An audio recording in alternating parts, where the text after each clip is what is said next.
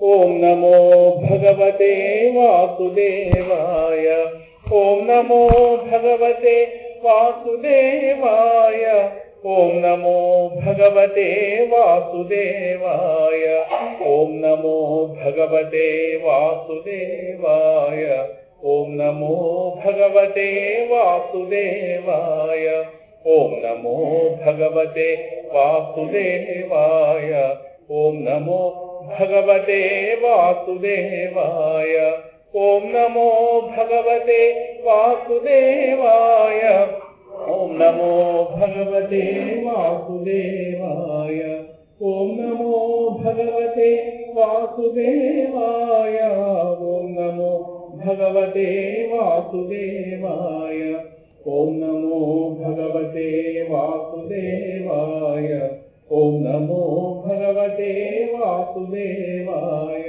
ఓం నమో భగవతే వాసుదేవాయ. ఓం నమో భగవతే వాసుదేవాయ. హరి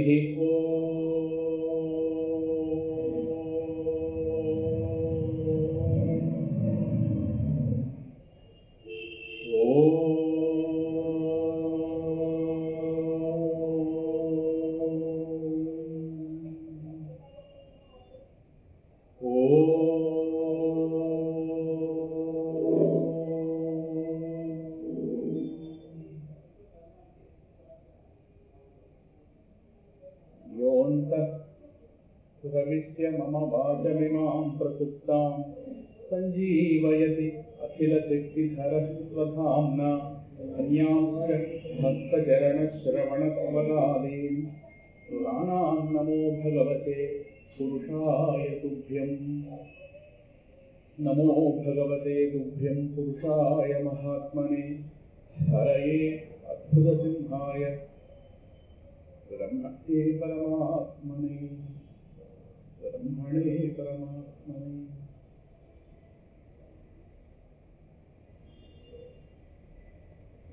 సదాయ నమః. పండుగలు బాగా జరిగాయా?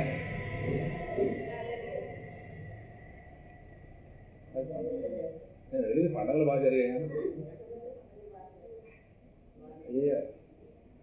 ఉత్తరే అడగలేదు, కాంపిటీషన్ అది కానీ అడిగారు. మీరు ఏ సమాధానం చెప్తారా? బాగా జరిగాయా? అయ్యా అయ్యో బాగా జరిగాయా? సందేహంలో కూడా జరిగాయా? అయితే ఒక ప్రశ్న అయితే అందుకే అంటున్నాను, తెలిసి అడిగాను, తెలియ కదా. ఇప్పుడు బాగా జరిగాయి అంటున్నాం కదా, అది దేహం దృష్టితోనా మనసు దృష్టితోనా?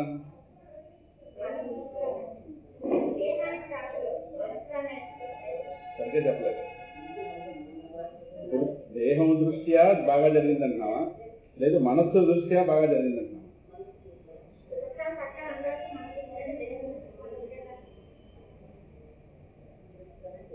అనురాగ్ గారు పూర్తిగా తప్పు మాట్లాడుతున్నారు.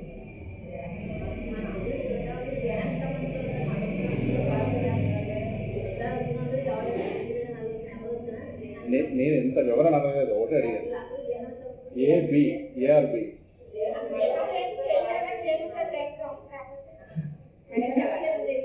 కాదుగా ప్రశ్న. ఏఆర్బి టిక్బెట్టెడ్ అంతే. ఇదేమి 10 లైన్లు 20 లైన్ల ప్రశ్న కాదు, ఒక మార్కు. దేహం దృష్టితో బాగా జరిగిందంటున్నావా, లేదా మనసు దృష్టితో బాగా జరిగిందంటున్నావా? ఎలాగా మనసు దృష్టితో ఏ చెప్పినా వివరణ ఇవ్వాలి. ఏదా వివరణ ఇవ్వద్దా? వివరణ తర్వాత దృష్టి మాట. వివరణ దేహం దృష్టితో బాగా జరిగిందంటున్నావా, మనసు దృష్టితో బాగా జరిగిందంటున్నావా?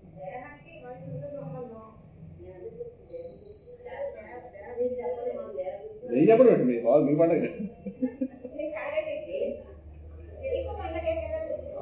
మీరు చెప్పండి. మీ పండగ గురించి నేను నా పండగ గురించి ఏమి చెప్పాను? వాళ్ళు మనస్తోనా?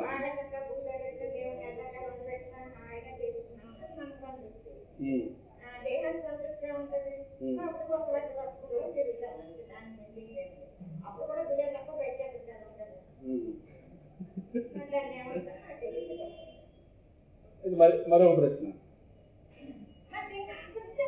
ఆగండి, ఇందులో ఇవిడే ఉంది, మీకు అన్ని క్లారిటీ వచ్చేస్తుంది. ఎవరు ప్రతిదీ అదిగినట్టే ఉంటాయి, అదే వేరువేరుగా ఉండవు. మీరు ఒకటి చెప్పారు కాబట్టి నేను మనకి దేహాన్ని బాగా జరిగితే మనం బాగా జరిగిందంటాం, మనసు బాగా జరిగితే మనం బాగా జరిగిందంటాం. రెండు మనమే చెప్పలేము. మనం ఆలోచించాలి. ఇప్పుడు మనం ఏదైనా బాగా జరిగింది అన్నప్పుడు అది మనసుకు బాగా జరిగితే బాగా ఎక్కువ జరిగినట్టు అనుకుంటామా, దేహపరంగా అనుకుంటామా?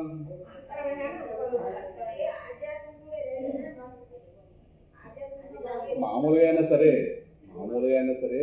మనస్సు దేహం అనే పదాలు తెలియకపోయినా మనసుకి ఒకంత ఖేదం వస్తే దేహానికి బాగా జరుగుతున్నా, దేహానికి 10,000 రూపాయలు పట్టలేసినా మనసు ఖేదం వస్తే పండగ మొత్తం ఇంకోటి అయిపోతుంది కదా. సో ఇక్కడ ప్రాధాన్యత ఎవరికి కదా. మరి పండగ బాగా జరిగిందంటే మనసుకి ఆ పండగ రోజుల్లో ఒకంత కూడా దుఃఖం రాలేదా? ఎవరికి రాలేదా? ఒకంత కూడా ఆలోచించారా? ఒకంత ఇన్కన్వీనియన్స్ కూడా నిజమే అని చెప్పారా?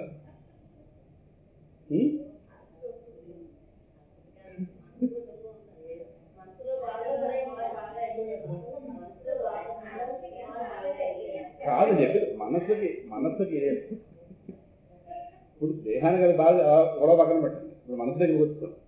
మనసుకి మొత్తం ఆ 3 రోజుల్లో ఒకంత కూడా ఇన్కన్వీనియన్స్, ఒకంత మనసు వరకమైన అలసట అవ్వచ్చు, ఇంకోటి అవ్వచ్చు, లేదా అవతల వాళ్ళ ప్రవర్తన కావచ్చు, ఇంకోటి కావచ్చు, ఇంకో పరిస్థితి కావచ్చు, ఏదైనా కావచ్చు, మనసుకి ఒకంత కూడా చికాకు రాలేదా? రాలేదా? నిజమే. అసలు ఆ రోజుల్లో పూర్తిగా మీ మొహం అసలు నలగలేదు, ఏమేమి ఇలా విసిరి చేసిన బట్టలు ఉంది ఆ రోజంతా. ఆ మూడు రోజులు విసిరి చీర మడతలాగా అలాగా అస్సలు అలగకుండా ఎలాగా సరే అది ఎలాగో అది సరే విసిరి చేసిన బట్ట మడతలాగా అస్సలు పూర్తిగా అలా 3 రోజులు అలా నిండుగా కొంచెం ఆలోచించండి. ఈ రోజులే కదా, మీకు ఈ రోజు వెనక్కి వెళితే అవతల వాళ్ళ ప్రవర్తన వల్ల కానీ, లేదా ఇంకో దాని వల్ల కానీ, అనుకున్న జరగకపోవడం వల్ల కానీ, అనుకోని జరిగిన వల్ల కానీ మరో రోజులు జరగవేంటి, రోజు జరుగుతాయి కదా. ఇలాగ ఏమైనా సరే సిచ్యువేషన్ వల్ల అవతల వాళ్ళ ప్రవర్తన మనం ఆశించినది మరో విధంగా ఉన్నా, ఇంకొక చిన్న ఇన్కన్వీనియన్స్ లేదు పూర్తిగా వెరీ గుడ్. మరి ఇప్పుడు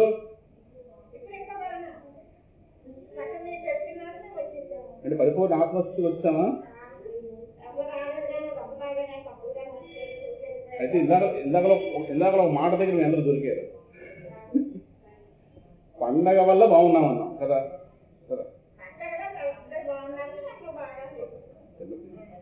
పండగ రోజుల్లో బాగున్నాం అంటే పండగ వల్ల బాగున్నామనే కదా. అంటే మన ఆనందం దేని మీద ఆధారపడింది? మరి ఒక దాని మీద ఆధారపడి వచ్చినటువంటి సుఖం, అది సుఖం ఎలా అవుతుంది? అది దొరికారు కదా. కాదు, ఒక దాని మీద ఆధారపడితే వచ్చేది ఏదైనా అది డిపెండెంట్ హ్యాపీనెస్. ఇప్పుడు పండగ రోజులు 3 రోజులు, ఆ 3 రోజుల్లో 10 మంది మన ఇంటికి వచ్చారు, ఏదో 10 మందికి ఏదో పెట్టుకున్నాం, ఏదో పెద్దలు స్మరించుకున్నాం, ఏదో కావచ్చు. ఇదంతా బాహ్యానికి సంబంధించిన ఏమిటగా అంటే డిపెండెంట్ హ్యాపీనెస్ కదా. అది ఆధారపడ్డాం.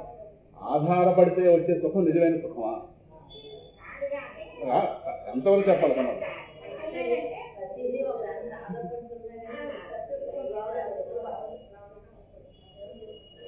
కదా. మరి అటువంటి మరి బాగా జరిగిందంటారా? మేము అడిగేది ఆధ్యాత్మిక కోణంలో జరిగాం, అందుకే అడుగుతున్నాను. మేము అడిగింది ఆధ్యాత్మిక కోణంలో బాగా జరిగిందని భౌతిక కోణం కాదు, ఆధ్యాత్మిక కోణం. ఎందుకంటే కూర్చున్నది ఆధ్యాత్మిక దృష్టితో కూర్చున్నాం కదా.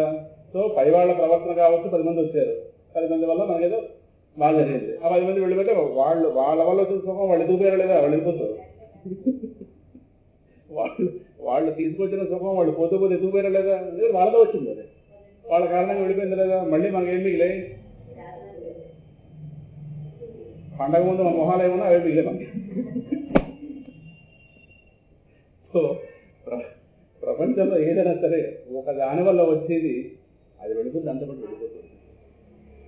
అర్థమవుతున్నారు. పండగ రోజు కావచ్చు, మామూలు రోజు కావచ్చు, ఇంకో రోజు కావచ్చు, ఇంకో రోజు కావచ్చు, బయట నుంచి వచ్చి ఏదైనా ఎక్స్టర్నల్ హ్యాపీనెస్ ఏదైనా కావచ్చు, అది ఒక కారణం వచ్చింది కాబట్టి కారణం వెళ్ళిపోతే అది వెళ్ళిపోతుంది. కారణం లేకుండా కలిగేదేదో అంటే మన వల్ల మనకి కలిగేదేదో, మన వల్లే మనకు కలిగే నిజమైన సుఖం ఏదైతుందో అది కలిగిన రోజే నిజమైన పండగ.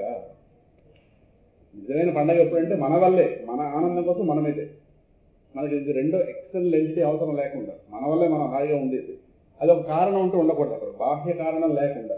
దాన్ని నిర్నిమిత్తానందము అంటారు. ఇప్పుడు మనం పండగ పేరుతో పొందిన ఆనందాలు నిమిత్తానందములు. ఒక నిమిత్తం బయట ఉంది, 10 మంది వచ్చారు, 10 మంది చూడగానే మనకు వచ్చారు. ఎన్నాళ్ళు ఉంటారు 10 మంది? ఇప్పుడు ఇంకో ప్రశ్న వేనా? ఆ 3 రోజులు ఎవరు పడుకున్నారా పడుకోలేదా? నిద్రలోకి వెళ్ళలేదా? ఎందుకు పడుకున్నారు? కాదు కాదు, అక్కడ అక్కడ అక్కడ తత్వదృష్టి ఒకటి ఉంది, అందుకే అడిగాను. కాదు, నిద్ర రూపంలో వాడు వియోగాన్ని పొందేవా లేదా? ఎందుకు పొందాలి? 3 రోజులు నిద్ర లేకుండా ఉంటే సరిపోతుందిగా. కాదు, వాళ్ళ యాబ్సెన్స్ కావాలి, అక్కడ వరల్డ్ యాబ్సెంట్ అవ్వాలి, బాడీ యాబ్సెంట్ అవ్వాలి. నిద్ర రూపంలో అది పొందితేనే తెల్లారు లేచిన తర్వాత మళ్ళీ కదా. అంటే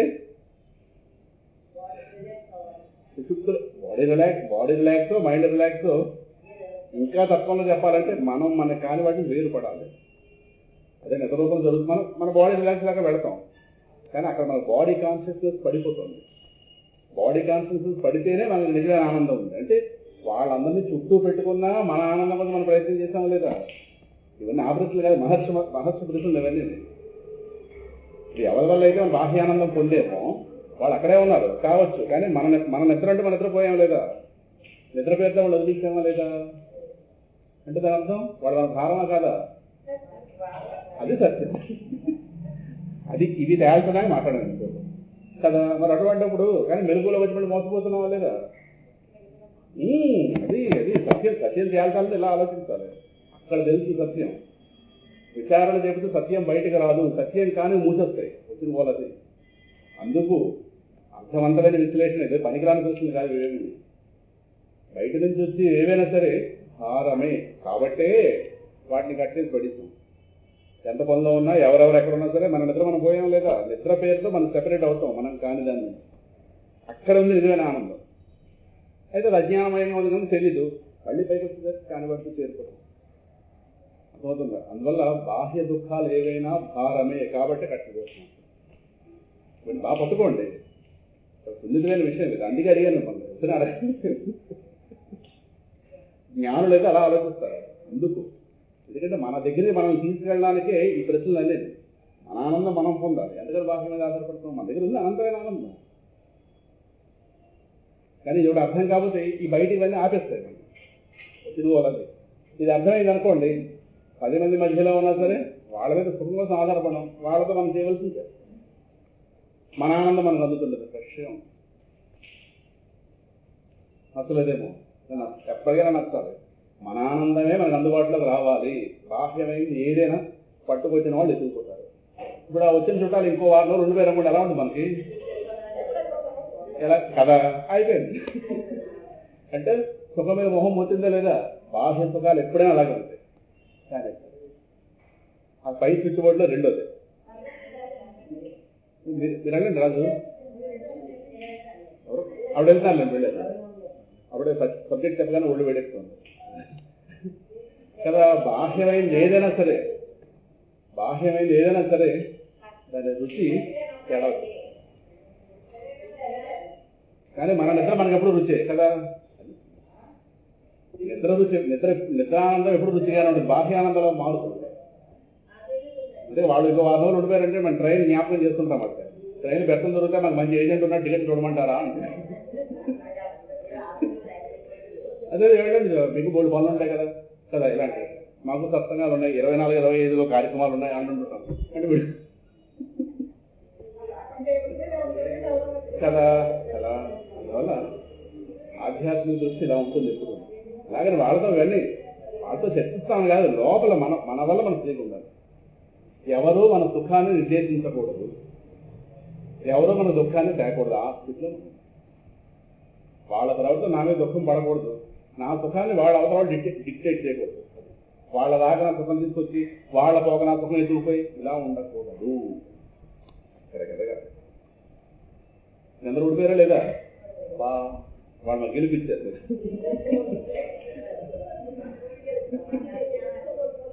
అందుకే దీంతో మొదలెడదాం. ఇవాళ తీర్చిగా అంటే పండుగ బాగా జరిగాయి, మామూలుగా జరిగాను అనుకున్నారా? పండుగలు బాగా జరిగాయి లేదా? ఇక్కడ మేము ఏది మాట్లాడిన అందులో జ్ఞానం ఉంటుంది. అదే సంగతి. మేము పండుగ ఇలా గడిచినాం. అదే మా సంగతి. మామూలు మా ఇంటి 3 మంది వచ్చారు వెళ్ళారు. ఎలాగో వాళ్ళ దగ్గర మేము సుఖం తీసుకోలేదు కాబట్టి వాళ్ళు మా సుఖం ఎదుగుపోయేది ఏం లేదు. మా సుఖం మా దగ్గర వాళ్ళు పడి వాళ్ళు వచ్చారు. వాళ్ళ పద్ధతి ఎవరు ఉంటాం ఈ ప్రపంచంలో? 211 పేజీ.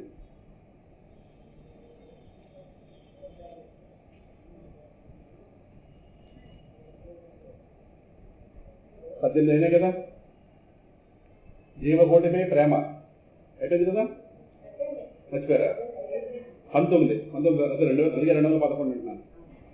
శివాయ గురవే నమః, శ్రీమాత్రే నమః, శ్రీ విష్ణు రూపాయ నమ శివాయ. 19 భగవద్ విరుద్ధ బోధ ఖండన తత్వం యొక్క సాకార రూపం ప్రహ్లాదుడు.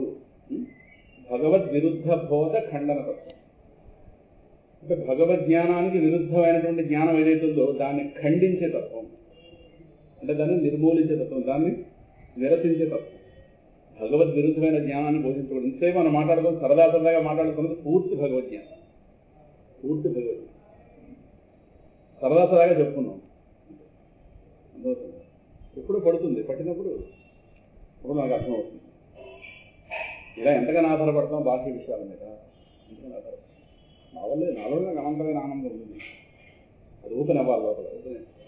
అంటే బయట వాటి మీద వెళ్ళిపోతుంటే అది ఓపెన్ అవ్వదు. ఆగాలి, ఆగి దాని మీద పరిశీలిస్తే ఓపెన్. అప్పుడు ఆమె ప్రపంచానికి ఆనందం ఉంది. అది స్వచ్ఛమైన ఆనందం. ఆత్మానందం స్వచ్ఛమైన ఆనందం. విషయానందం అది కల్మషంతో కూడిన ఆనందం.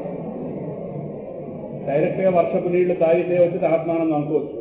నేల మీద పడితే తీసుకున్నది కల్మషాలు చేరుతాయి. నేల మీద పడగానే నానా రకాల బురదలు చేస్తాయి. విషయానందం కల్మషానందం, అది సంగతి. సో ఈ భగవద్ విరుద్ధ జ్ఞానాన్ని ఖండించే తత్వం ప్రహ్లాదుడు. ప్రహ్లాదుల్లో గురువు ఉన్నాడు. ఇలా భగవద్ విరుద్ధ జ్ఞానాన్ని ఖండించేటటువంటి గురువు అన్న తర్వాత భగవద్ అభిముఖ జ్ఞానాన్ని బోధించాలి, విరుద్ధ జ్ఞానాన్ని ఖండించాలి. విరుద్ధ జ్ఞానాన్ని ప్రోత్సహించకూడదు, దాన్ని చెప్పకూడదు. అదేమిటో చూద్దాం. భగవత్ ప్రాప్తికి ఉపయోగపడని బోధ భగవద్ విరుద్ధ బోధ. భగవత్ ప్రాప్తికి ఉపయోగపడని బోధ భగవద్ విరుద్ధ బోధ. పోతన గారు ప్రహ్లాదుడు చెప్పాడు కదా, చక్రహస్తుని ప్రకటించు చదువు. ఏది చదువు అంటే ఇదే చక్రహస్తుని ప్రకటించు చదువు అని పోతన గారు ప్రహ్లాదుడు అన్నారు కదా.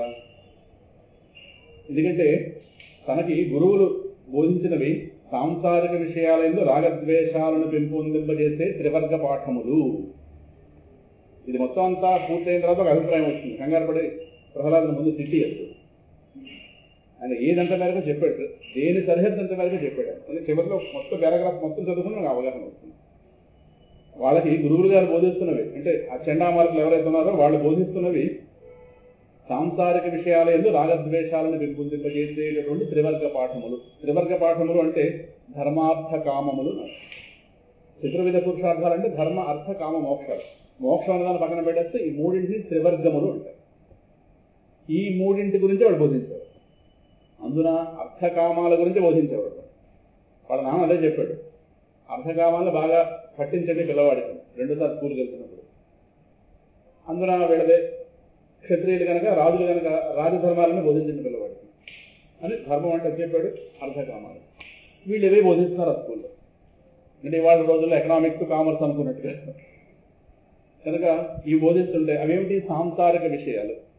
సాంసారిక విషయాలంటే ఈ విశ్వంలో భాగమైన విషయాలు. సంసారం అంటే మనకు అర్థమైంది కదా, కేవలం సంసారం అంటే భార్య పిల్లలు కుటుంబం అనే కాదు. సంసారం అంటే జనన మరణాలు కలిగించే ఈ విశ్వరూప వ్యవస్థే సంసారం. సంస్కృతి అంటే ప్రవాహము, జనన మరణ ప్రవాహం. లెక్కలేనండి జనన మరణాలు కలిగిస్తున్నటువంటిది ఇది. ఇందులో ప్రతిక్షణం ఇందాక చెప్పినట్టుగా ప్రపంచ విషయాల మీద రాగద్వేషాలు. వీళ్ళంటే ఇష్టం, వీళ్ళంటే కష్టం. ఈ పండుగ రోజుల్లో కూడా మీరు కొంతమంది బాగా నచ్చారు, కొంతమంది బాగా నచ్చరు. కొంతమంది కోపం, కొంతమంది మీద కొంత చెక్కు కూడా వస్తున్నారు. కొన్ని సమయాల్లో ఏడుళ్ళే ప్రవర్తిస్తున్నారు, అది ద్వేషం. కొంతమంది మీద రాగం. ఈ రాగద్వేషాలు ఇందులో ఉన్నంతకాలం రాగద్వేషాలు అంటుతూనే ఉంటాయి. ఈ రాగద్వేషాలు కర్మలు చేయిస్తాయి, ఈ కర్మల నుంచి ఫలాలు వస్తాయి, ఆ ఫలాలు కాస్త వాడిని అనుభవించగానే మళ్ళీ మనసు మీద మళ్ళీ సంస్కారాలు తయారవుతాయి, ఇవి మళ్ళీ పునర్జన్మ హేతువులు తయారవుతాయి. ఇలాగ ఇదొక పెద్ద వ్యవస్థ.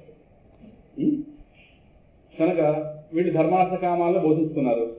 ఆరంభంలో వారు చెప్పినవన్నీ శ్రద్ధగా విని నేర్చుకునేవాడు, కానీ వారిని ఆక్షేపించలేదు. ప్రారంభంలో శ్రద్ధగా వినేవాడు, కానీ లోపల మాత్రం ఇవన్నీ వృథా వృథా అని మనసులో అనుకునేవాడు. పైకి మాత్రం ఆక్షేపించలేదు ప్రారంభంలో.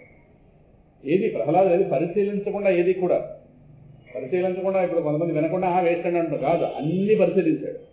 అన్ని పరిశీలించి తనకు పుట్టుకతోనే తన హృదయంలో భగవజ్ఞానం పరిపూర్ణం ఉంది కనుక దాంతో వెరిఫై చేసుకున్నాడు ప్రజ్ఞాన్ని. వేస్ట్. ఈ జ్ఞానం పొందితే ఆయన దృష్టల్లా ఒకటే పరమాత్మను పొందుతాం. ఇప్పుడు వీళ్ళు చెప్పేదాని వల్ల పరమాత్మ పొందడం సరిగదా, దూరంగా పోతాం అని ఒకసారి వెరిఫై చేసుకుని వాటన్నింటినీ కూడా దూరంగా పెట్టేసేవాడు.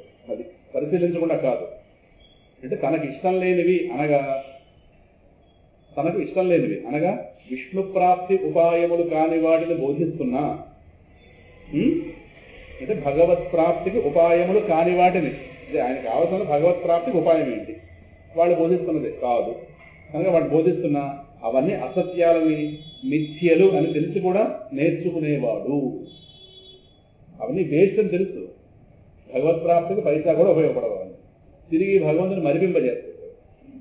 కానీ ప్రారంభంలో అలాగే ఇవన్నీ అసత్యాలు, అంటే సత్య విద్య కాదు, ఇవన్నీ మిథ్యలు, సత్యం కాదు కనుక ఇవన్నీ తెలిసి నేర్చుకునేవాడు.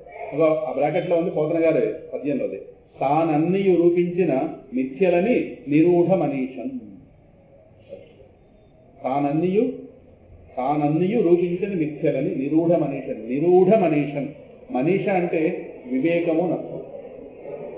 చాలా చక్కటి వివేకం కలిగిన వాడు. అందుకని నన్ను పరిశీలించి పరిశోధించి ఇది వృథా అని తెలిసాడు. అందుకని ఉద్రేకంతో మాట్లాడటం కాదు, పరిపూర్ణంగా పరిశీలించేవాడు. నిరూఢం అంటే చాలా దట్టమైనటువంటి, చాలా దృఢమైనటువంటి వివేకం కలిగిన వాడు కనుక అన్నింటినీ కూడా వెరిఫై చేసుకున్నాడు. కానీ ప్రారంభంలో మాత్రం తిరగబడలేదు. చెప్పిన వినేవాడు, తన హృదయంలో తీసుకునేవాడు కాదు. కానీ అడగానే మళ్ళీ చెప్పించేవాడు. మళ్ళీ ఇలా పాఠం చెప్పగానే వెంటనే కండత్వం పెట్టి అన్నీ చెప్పించేవాడు, కానీ హృదయంలో మాత్రం తీసుకోలేదు. ఇప్పుడు మీరు ఎలాగైతే ఇక్కడ విని ఇలా మర్చిపోయి ఎలా వెళ్ళిపోతున్నారు అలాగే అసలు మీలోనే ప్రహ్లాదన కనిపిస్తాడు మాకు. మీరు ఇక్కడికి పరిమితం అంతే. అలాగే తను క్లాస్ రూమ్ ఇచ్చే క్లాస్ రూమ్ పరిమితం, అడగానే అన్నీ చెప్తాడు. అది సంగతి. ఇదే ప్రహ్లాదం మాకు ఎవరున్నారు. కానీ ఒకనాటికి ఆ పాఠాలను భరించలేక లోపల వింటున్న కొద్దీ పట్టుకోలేకపోతున్నాడు. అలాగే అవి సంసారంలోకి మరింతగా నెట్టేసేవే కానీ సంసార తారణ ఉపాయములు కావని ముందే తెలిసినవాడు కనుక అది వాటిని తిరస్కరించడం ప్రారంభించాడు. అయితే ఓనాడు తెలిసరికి ఇంకా తన నుంచి ఒక విప్లవం బయలుదేరింది. తిరస్కరించడం ప్రారంభించాడు. అక్కడితో ఆగక తన తోటి విద్యార్థులు వీడెలాగో పాడైపోడు, విద్యార్థులు పాడైపోతున్నారే. అది గురువుకి అలా ప్రేమ ఉంటుంది. అయ్యో వాళ్ళు అనవసరం కొట్టుకుపోతున్నారే, వీళ్ళు ఇవన్నీ వింటే ఏమవుతారు, అసలే వీళ్ళు సంసార బంధంలో ఉన్నారు, వీళ్ళకి వెనక్కి తీసుకెళ్లే విద్య చెప్పకుండా మళ్ళీ వీళ్ళని ఇందులో మరింత పడేసే విద్య చెప్తున్నాడు గురువు గారు. నేను వాళ్ళ మీద చేయగలిగి వాళ్ళని మార్చడం ప్రారంభించాడు. అక్కడితో ఆగక తన తోటి విద్యార్థులకు ఈ విషయాలను ఎరుకపరిచి వాళ్ళందరికీ రహస్యంగా మోక్ష విద్యని బోధించనారంభించాడు. అనతి కాలంలోనే వారినందరినీ నిజ విష్ణు భక్తులుగా మలచిన ఆచార్య స్వరూపుడు. వాళ్ళందరినీ పిలిచాడుగా, వాళ్ళందరూ ఆటలు పిలిచారు ప్రహ్లాదుని. ఆటలు కలవగానే వెంటనే పోతన గారు కదా ప్రసిద్ధమైన పద్యం చెప్పారు. బాలకులార రెండు మన ప్రాయపు బాలురు కొందరు ఉరిగిపై కూలుట కంటిరే, గురుడు క్రూరుడు అనర్థ చేయంబునందు దుశ్శీలతన్ అర్థకల్పనము చేసేది శాస్త్రములు గ్రాహ్యము కాదు, మేలెదిగించదన్ వినిన మీకు నిరంతర భద్రమయ్యడిన్. మన వయసులో ఉన్నవాళ్ళు కూడా పోవడం చూస్తున్నాం కదా. 5 ఏళ్ళు 6 ఏళ్ళ పిల్లవాళ్ళు మాట్లాడుకున్న మాటలు అవన్నీ. మన వయసులో ఉన్నవాడు కూడా పోవడం మన భూమి చూస్తున్నాం కదా. అనవసరంగా కాలయాపన చేయొచ్చు ఆటలతో మాట్లాడుతున్నాం. మీకు నిజమైన భద్రత కలిగించే విద్య బోధిస్తాను కండి. మన గురువు గారు చెప్తున్నవన్నీ కూడా పనికిరావు. అర్థకల్పనము చేసే అనవసర విషయాలకి మన గురువు గారు ఏదోలాగా రంగు వేసి చూపిస్తున్నాడు. అనవసర విషయాలు పెద్ద అవసర విషయాలుగా బోధిస్తున్నాడు మన గురువు గారు. అసలు అలా ఒక్క పైసా కూడా అవసరం లేదు విద్య. మన గురువు గారు బుద్ధి పాడైపోయింది. గురుడు క్రూరుడు, పెద్ద మాట చూసిన గురుడు క్రూరుడు. మనం ఇలాగే జనన మరణ సంసారాలు పడి కొట్టుకుపోతుంటే దాన్ని బయటికి లాగడం పోయి మళ్ళీ అందులో చూసేవాడు క్రూరుడు అనుకుంటే ఏమనాలి? క్రూరుడే. కానీ ఇవాళ మాట అనలేమ్మా. మన స్కూళ్ళలో బోధిస్తున్న విద్యలో అంటే సందేహం లేదు అందులో. ప్రపంచాన్ని పట్టిస్తున్న విద్యలుగా. సో వాళ్ళందరికీ కూడా విషయం చెప్పి వాళ్ళందరికీ గురువులు కాస్త అలాగా ఏ స్నానానికో పానానికి వెళ్ళిన సమయంలో వీళ్ళందరికీ బోధించారు. దాంతో వాళ్ళకి పట్టించి ఇక వాళ్ళు గురువు గారు చెప్పే విద్యని వాళ్ళు తిరస్కరించడం ప్రారంభించారు. అటెండ్ తిరిగింది. కొన్ని సందర్భాల్లో గురువులను సైతం ఆక్షేపించడం జరిగింది. అది అవినయం అనకూడదు. అది అవినయం కాదు. అది అర్థరహిత విషయాలకు లేని విలువను ఆపాదించి వాటిని బోధిస్తూ యువతలి వాళ్ల జీవితాలను పాడు చేసే వారందరికీ ప్రహ్లాదులు వేసిన మొట్టికాయలు ఈ బోధలు. జీవితాన్ని పాడు చేసే బోధలు. జీవితం పాడైపోతుంది అంటే దాని అర్థం ఇవి చెప్పొద్దని కాదు. అందుకే కంగారు పడి ప్రహ్లాదుని అభిప్రాయం రావద్దు. చివరిలో రాశాను ఈ విద్యలు ఎంత మేరకు అవసరం లేదని నేను అనలేదు. కానీ వీటిని ఎంతవరకు తీసుకోవాలో చెప్తాను చివరిలో. కనుక అర్థరహిత విషయాలకు లేని విలువలను ఆపాదించి వాటిని బోధిస్తూ యువతల వాళ్ల జీవితాలను పాడు చేసే వాళ్ళందరికీ ప్రహ్లాదులు వేసిన ముట్టికాయలు బోధలు. బ్రాకెట్లో రాశాను ధర్మార్థ కామములు వృథా అని ప్రహ్లాదులు అనలేదు. వాటిని మోక్ష ప్రాప్తికి ఉపాయములుగా వాడుకోవాలి కానీ అవే పరమార్థములని భ్రాంతి పడకూడదని బోధన. వాటి దగ్గర ఆగిపోవడానికి లేదు. వాటిని మోక్ష ప్రాప్తికి అంటే చివరిలో చతుర్విధ పురుషార్థాల్లో చివరి పురుషార్థం మోక్షం ఏదైతుందో ఆ మోక్షానికి మొదటి 3 సహకరించాలి. ధర్మ అర్థ కామాలు మోక్ష ప్రాప్తికి సహకరించాలి. అందుకని ఈ 3 దగ్గర ఆగిపోవడం కాదు. ఈ 3 దగ్గర ఆపేటట్టుగా చెప్తే వాడు క్రూరుడు. అర్థం కావాలి, కామపురుషార్థం కావాలి. ఎంత మేరకు వాడికంటూ సరిహద్దులు ఉన్నాయి, వాడికంటూ హద్దులు ఉన్నాయి. ఇలా భోగాలు అనుభవిస్తూ కూర్చుంటామంటే దేహం ఉండదుగా, లాక్కుపోతుంది. ఈ జీవితం గమ్యమే. ఉదయం వెళ్ళి రైతు బజార్కి వెళ్ళి కోపం తెచ్చుకుంటాం, కడుక్కుంటాం, బ్రిడ్జ్లో పెట్టుకుంటాం, తీస్తాం, తరుక్కుంటాం, అన్నీ చేస్తాం. కానీ అన్నిటి గమ్యం అక్కడ భోజనం తినడం దగ్గర. ఓకేనా? ఈ మధ్యలో ఎక్కడ ఆగిపోయినా, తరుక్కోవడం దగ్గర ఆగిపోయినా, కంచంలో పెట్టుకోవడం దగ్గర ఆగిపోయినా, నాలుగు మీద పెట్టుకోవడం దగ్గర ఆగిపోయినా ఇవన్నీ పరిపూర్ణం కాలేదు. అంతేనా? తిన్నది కడుపులోకి వెళితేనే ఇంత పడిన శ్రమ రైతు బజార్ దగ్గర నుంచి తెచ్చుకోవడం దగ్గర నుంచి మొత్తం ఈ స్టెప్స్ అన్ని దేనికి? ఆ అన్నం కడుపులోకి వెళుతుంది. ఈ మధ్యలో ఏ దశ దగ్గర ఆగిపోయినా సరిపోతాం కాలేదనే కాదు. అలాగే బ్రతుకులో కొంత మేరకు ధనం అవసరం, కొంత మేరకు ఆయా కోరికలు ఏవైతే ఉంటాయో ఆయా అవస్థలకు సంబంధించినటువంటి కోరికలు ఉంటాయి. వాటిని ధర్మబద్ధంగా, అది ధర్మాన్ని ముందు పెట్టారు. ధర్మం అనే దాంతో ముడిపెట్టి అర్థకామాలని పెడతారు. ధర్మం అనే చట్రంలో బిగించాలి కామం అనే పురుషార్థాన్ని. అప్పుడు అది హద్దులు మేరకుండా మనిషికి రక్షణగా ఉంటుంది, తోటి వారికి రక్షణ. కామ పురుషార్థాన్ని ధర్మం దాటి వెళ్ళిందో సమాజం దృష్టిపోతుంది, మనిషి పాడైపోతాడు. అందువల్ల దేని సరిహద్దులో దేని ఉంచాలి అనేది మన వాడు చక్కగా ధర్మాన్ని అందిపెట్టారు. చక్కగా ఇవిచ్చి ధర్మ అర్థ కామ ఇవన్నీ మోక్షం అనే దాంతో పరిపూర్ణం అవుతాయి. ఈ మధ్యలో ఎక్కడ ఆగిపోయినా సో అవన్నీ వృధాన్ని ప్రహ్లాదులు అనలేదు. నీకు మీ నాన్న పోటీ సంపాదించాడు కాబట్టి కబుర్లు చెప్తావు, నాకు ఇలా కాదు కదా అంటాం. మనం తిరగేసి మళ్ళీ మనం మీ నాన్న త్రిలోకాధిపతి, నువ్వు కూర్చుంటే గడుస్తుంది. ఒక ఆయన మా మిత్రుడు, మా ఫ్రెండ్ గతంలో వస్తుంది, వాడు పిల్లవాడు చిన్నవాడు. అంటే ఎవరి ఆలోచనలు ఎలా ఉంటాయి చూడండి. పిల్లవాడు చిన్నవాడు కదా, వాడిని ప్రహ్లాదులా తయారు చేయన్నాడు. ఆయన ఏమన్నాడు తెలిసిన, ప్రహ్లాదుని పోయిన వాడు నాన్న పోటీ సంపాదించాడు. అంటే నాన్నలు బాగా సంపాదించిన వాళ్ళంతా ప్రహ్లాదులు అయిపోతారా? ప్రపంచంలో ప్రహ్లాదులు కాని వాళ్ళంతా నాన్నలు సంపాదించలేదనా? ఆయనకి ఎలా అర్థమైంది? ఆయనకేం పోయిందన్నా ప్రహ్లాదు వాళ్ళ నాన్న పోటీ సంపాదించి కూర్చుంటే గడిచిపోతున్నా, కూర్చుంటే గడిచిపోయే వాళ్ళందరూ ప్రహ్లాదులు అయిపోతున్నారా? ఆయనకి ఎలా అర్థమైంది? అది ఈ ప్రపంచంలో ఎవరికి ఏం అర్థమవుతుందో తెలియదు. ఎవరి బుద్ధిలో ఏముందో అదే అర్థమవుతుంది. ఒక మాట 10 బాణాల్లో 10 మందికి వెళ్ళినా ఒక్కొక్కరు ఒక రుచి చేసుకుంటారు. కారణం మన బుద్ధిలో ఏముంది అంత మేరకు తీసుకోగలం, మన బుద్ధిలో లేదని మనం అర్థం చేసుకోలేం. అందుకే వేదాంతం అందరికీ ఒకలా అర్థం అవ్వదు. కారణం బుద్ధిలో వాళ్ళకి అంత ఏ భావాలు ఉన్నాయో ఆ భావాలకు అనుగుణంగా వాళ్ళు అర్థం చేసుకుంటారు. అదే వేదాంత సభల్లో కూడా గొడవలు వస్తున్నాయి. కారణం అర్థం అవడంలో. అంటే ఆయన గారు అలా చెప్పారు, నా మతిపోయింది, నాకు పోలే ప్రయత్నిస్తాను అనలేదు. వాళ్ళ నాన్నగేటలా బోర్డు సంపాదించాడు అంటే నన్ను సంపాదించినప్పుడు మావాడిని చేస్తాను వేడి చేస్తావు ఈలో వాడికి తీసుకుంటా వాడు వేసి వచ్చిదా సరే మొత్తం మీద ఇది ఆయన గారు చెప్పింది అది అందువల్ల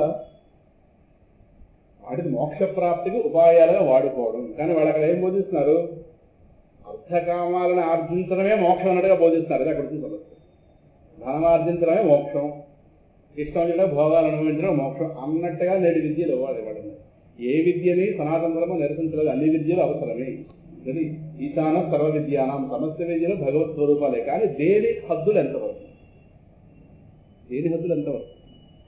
ఇప్పుడు ఇంగ్లీష్ భాష ఎంతవరకు కామర్స్ ఉంది ఎంతవరకు ఎకనామిక్స్ ఎంతవరకు మ్యాథమెటిక్స్ ఎంతవరకు ఇవన్నీ ఒక దగ్గర ఆగిపోతాయి తర్వాత జీవితానికంటే పరమ ప్రయోజనం అంటూ ఉందా లేదా జీవితానికి అవసరమైన పరమ ప్రయోజనాన్ని ఇచ్చేది వేదాంత విద్య ఈ విద్యలను పట్టుకోవడం అందుకే భౌతిక అవసరాలు తీర్చడం వచ్చి విద్యలనే అక్కడితో సరే నన్నగానే మరొకసారి ఎంత వాడవనేమండి భౌతిక అవసరాలు తీర్చుకోవడం అంటే పొట్టకూటి కోసమే విద్యలన్నమాట అంటే విద్య అంటే పొట్టకూటి కోసమే ఒక ప్రొఫెసర్ ఉన్నాడు వాడు 2 లక్షలు జీతం కావచ్చు మామూలు 10,000 రూపాయలు చేస్తాం ఏదైనా వాడు చదువుకున్నది వాడు చదివాడు చేస్తున్నది అంతేగా ఆ వస్తున్న డబ్బుని తిండిగా మార్చుకుని తింటున్నాం అంతగానే చేస్తామా ఇప్పుడు బంగాళాలు తినేస్తామా బంగాళాలు తినేస్తామా ఎందుకు కదా ఎవరైనా తిని ఆమె అంతే కదా అందులోనే వాడు రాజనాలు వేయింది అంటాడేమో వీడేమో మామూలు వేయింది తినడం అనేది అంతవరకే కదా ఏ విద్య కానీ ఎవరిలో శాంతి అనే విషయం మరి ఆ అవసరాలు తీర్చింది ప్రొఫెసర్ అన్నవాడిని సుఖపడిపోవట్లేదే వాడితో పోలిస్తే వీడే బాగుని అడిగాను సో ఆధ్యాత్మికత అనేది ఎక్కడ వస్తుందంటే మనిషికి ఇన్ని అవసరాలు భౌతిక అవసరాలు ఇన్ని తీరుతున్నా తీరకుండా మిగిలిపోతున్న ఒక అవసరం ఉండిపోతుంది తీరకుండా మిగిలిపోతున్న ఒక అవసరం ఉంది భౌతిక అవసరాలు ఎన్ని తీరుతున్నా కొంతమందికి ఇదే తప్పవగా మాకు వాళ్ళు బాగా జరుగుతుంది కాబట్టి ఆధ్యాత్మికంలోకి వెళ్ళారు నా జరగకెళ్ళడం చాలా మంది అనుకుంటారు చాలా మంది అలాగే అంటారు మీకు ఏంటి కూర్చుంటే పెన్షన్ వస్తుంది కదా మీరు స్వస్థంగానే వెళ్తారు మాకు అవని పెన్షన్ వచ్చే వాళ్ళు అందరూ స్వస్థంగానే వెళ్ళిపోవట్లేదు రోడ్లు మీద తిరుగుతున్న వాళ్ళు రోడ్డు మీద ఉన్నారు వాళ్ళకి ఎలా అర్థమైంది వాళ్ళకి అది అంటే అన్ని అవసరాలు తీరేకే ఆధ్యాత్మికత అంటే ఆధ్యాత్మికత దేనికో అర్థం కావట్లేదు బోధిస్తున్న వాళ్ళు అలాగే చెప్తున్నారు వయసు మళ్ళిన వాళ్ళ కాలక్షేప వ్యవహారం ఆధ్యాత్మికత అదొకటి వచ్చింది మళ్ళీ వెళ్ళిన ఇళ్ళలో భరించలేక ఎలా సత్సంగాలు పంపిణీ చేస్తున్నారు అదొక ఇదే ఆధ్యాత్మికత అందరూ అలా వెళ్ళగలరా వెళ్ళి కూర్చుని ఈ కూర్చునేదేదో అక్కడే కూర్చుంటే సరే అంటే ఏంటో మనకి ఏం కావాలో అర్థం కావటం లేదు భౌతిక అవసరాలు ఎన్ని తీరుతున్నా తీరకుండా మిగిలిపోయిన ఒక అవసరం ఉంటుంది అది హృదయంలో తెలిసి ఏది పొందమండి మీరు ఏది పొందండి ప్రపంచం మొత్తం మీ పేరు మీద రాసిచ్చిన అది తీరకుండా ఉండిపోయి లోపల వెళ్తుంది ఎందుకంటే కూడా ఉన్నాడు ప్రపంచాన్ని మొత్తం అధిపతి వాడు కానీ వాడు భయపడిన క్షణం ఉంటుంది ఇంకెక్కడ వాడు దృష్టి వాళ్ళ రోజున బిల్ గేట్స్ వీళ్ళే ఉన్నారండి ఆమె జగన్ కూడా ఉన్నాడు వాడితో పోలీసు తెలిపాటు వాళ్ళు వీళ్ళందరూ ఒక ప్రాంతానికి చక్రవర్తిలో ఒక ప్రాంతానికి అప్పటికి ఎందుకంటే త్రిలోకానికి అధిపతి వాడు సుఖపడింది ఎక్కడ సుఖపడ్డా అందువల్ల ఎలా అర్థం చేసుకోవాలో అది ఎలా అర్థం చేసుకుని కష్టపడుతుంది ఆధ్యాత్మికత అందువల్ల అన్ని అవసరాలు తీరుతున్నా తీరకుండా మిగిలిపోయే ఒక అవసరం ఉంటుంది అది మాత్రం ఒక ఆధ్యాత్మికత సరైన ఆధ్యాత్మికతతోనే నిలుపుతుంది ఆధ్యాత్మికత అంటే ఏదో హడావుండి కాదు జ్ఞానాన్ని కరెక్ట్గా ఏం కావాలి ఇందాక మనం చేసిన విశ్లేషణ అంతా ఆధ్యాత్మికత సరదాగా చెప్పుకునేదంతా ఆధ్యాత్మికత అందువల్ల ధర్మార్థ కామాలు వృద్ధాన్ని ప్రహ్లాదం అనలేదు వాటిని మోక్ష ప్రాప్తికి ఉపాయాలుగా వాడుకోవాలి ఉపాయము అంటే ఇవే గమ్యం కాదు ఉపాయం మీకు రైలు టికెట్ దొరికిందంటే ఉపాయం అది పడు రైలు ఎక్కాలి అంతే రైలు టికెట్ పడుకుని ప్లాట్ఫామ్ ఉండిపోతే ప్రయాణం అయిన వాళ్ళమ్మో ఎక్కడవుతుంది రైలు ఎక్కేందుకు ఆ రైలు ఎక్కడ దాకా వెళ్ళి అక్కడ దాకా రైలు తినగా కూర్చుని అక్కడ దిగాలి దిగితే రైలు ఉపాయం ఈ మధ్యలో ఎక్కడ ఆగిపోయినా ప్రయాణం పూర్తి అవ్వదు కదా సో ఈ ధర్మార్థకామాలు ఏవైతే ఉన్నాయో వీటిని మోక్ష ప్రాప్తి ఉపాయాలు వాడుకోవాలి కానీ అవే పరమార్థములని భ్రాంతి పడకూడదని ఆయన బోధ అనగా అది అవి పునః సంసార హేతువులు కారాదు అని ప్రహ్లాద ప్రళయం ఈ అర్థకామాలు మళ్ళీ మనల్ని జన్మల్లోకి నెట్టకూడదు మనం వేసుకునే ముందు మన రోగం తగ్గించాలి కానీ కొత్త రోగం తేకూడదు కొత్త రోగం తీసుకొస్తే రెండవ తెచ్చు ఇద్దరు డాక్టర్ల దగ్గరికి వెళ్ళాలి కదా సో ఆయన చెప్పేది అర్థకామాలు సరిగ్గా వీటిని వాడుకోకపోతే ఇవి మళ్ళీ సంసారం అయిపోతాయి. ఇవన్నీ చేస్తాయి వాటిలో చాలా జాగ్రత్తగా వాడుకోవాలి. మనం చాలా సమస్య.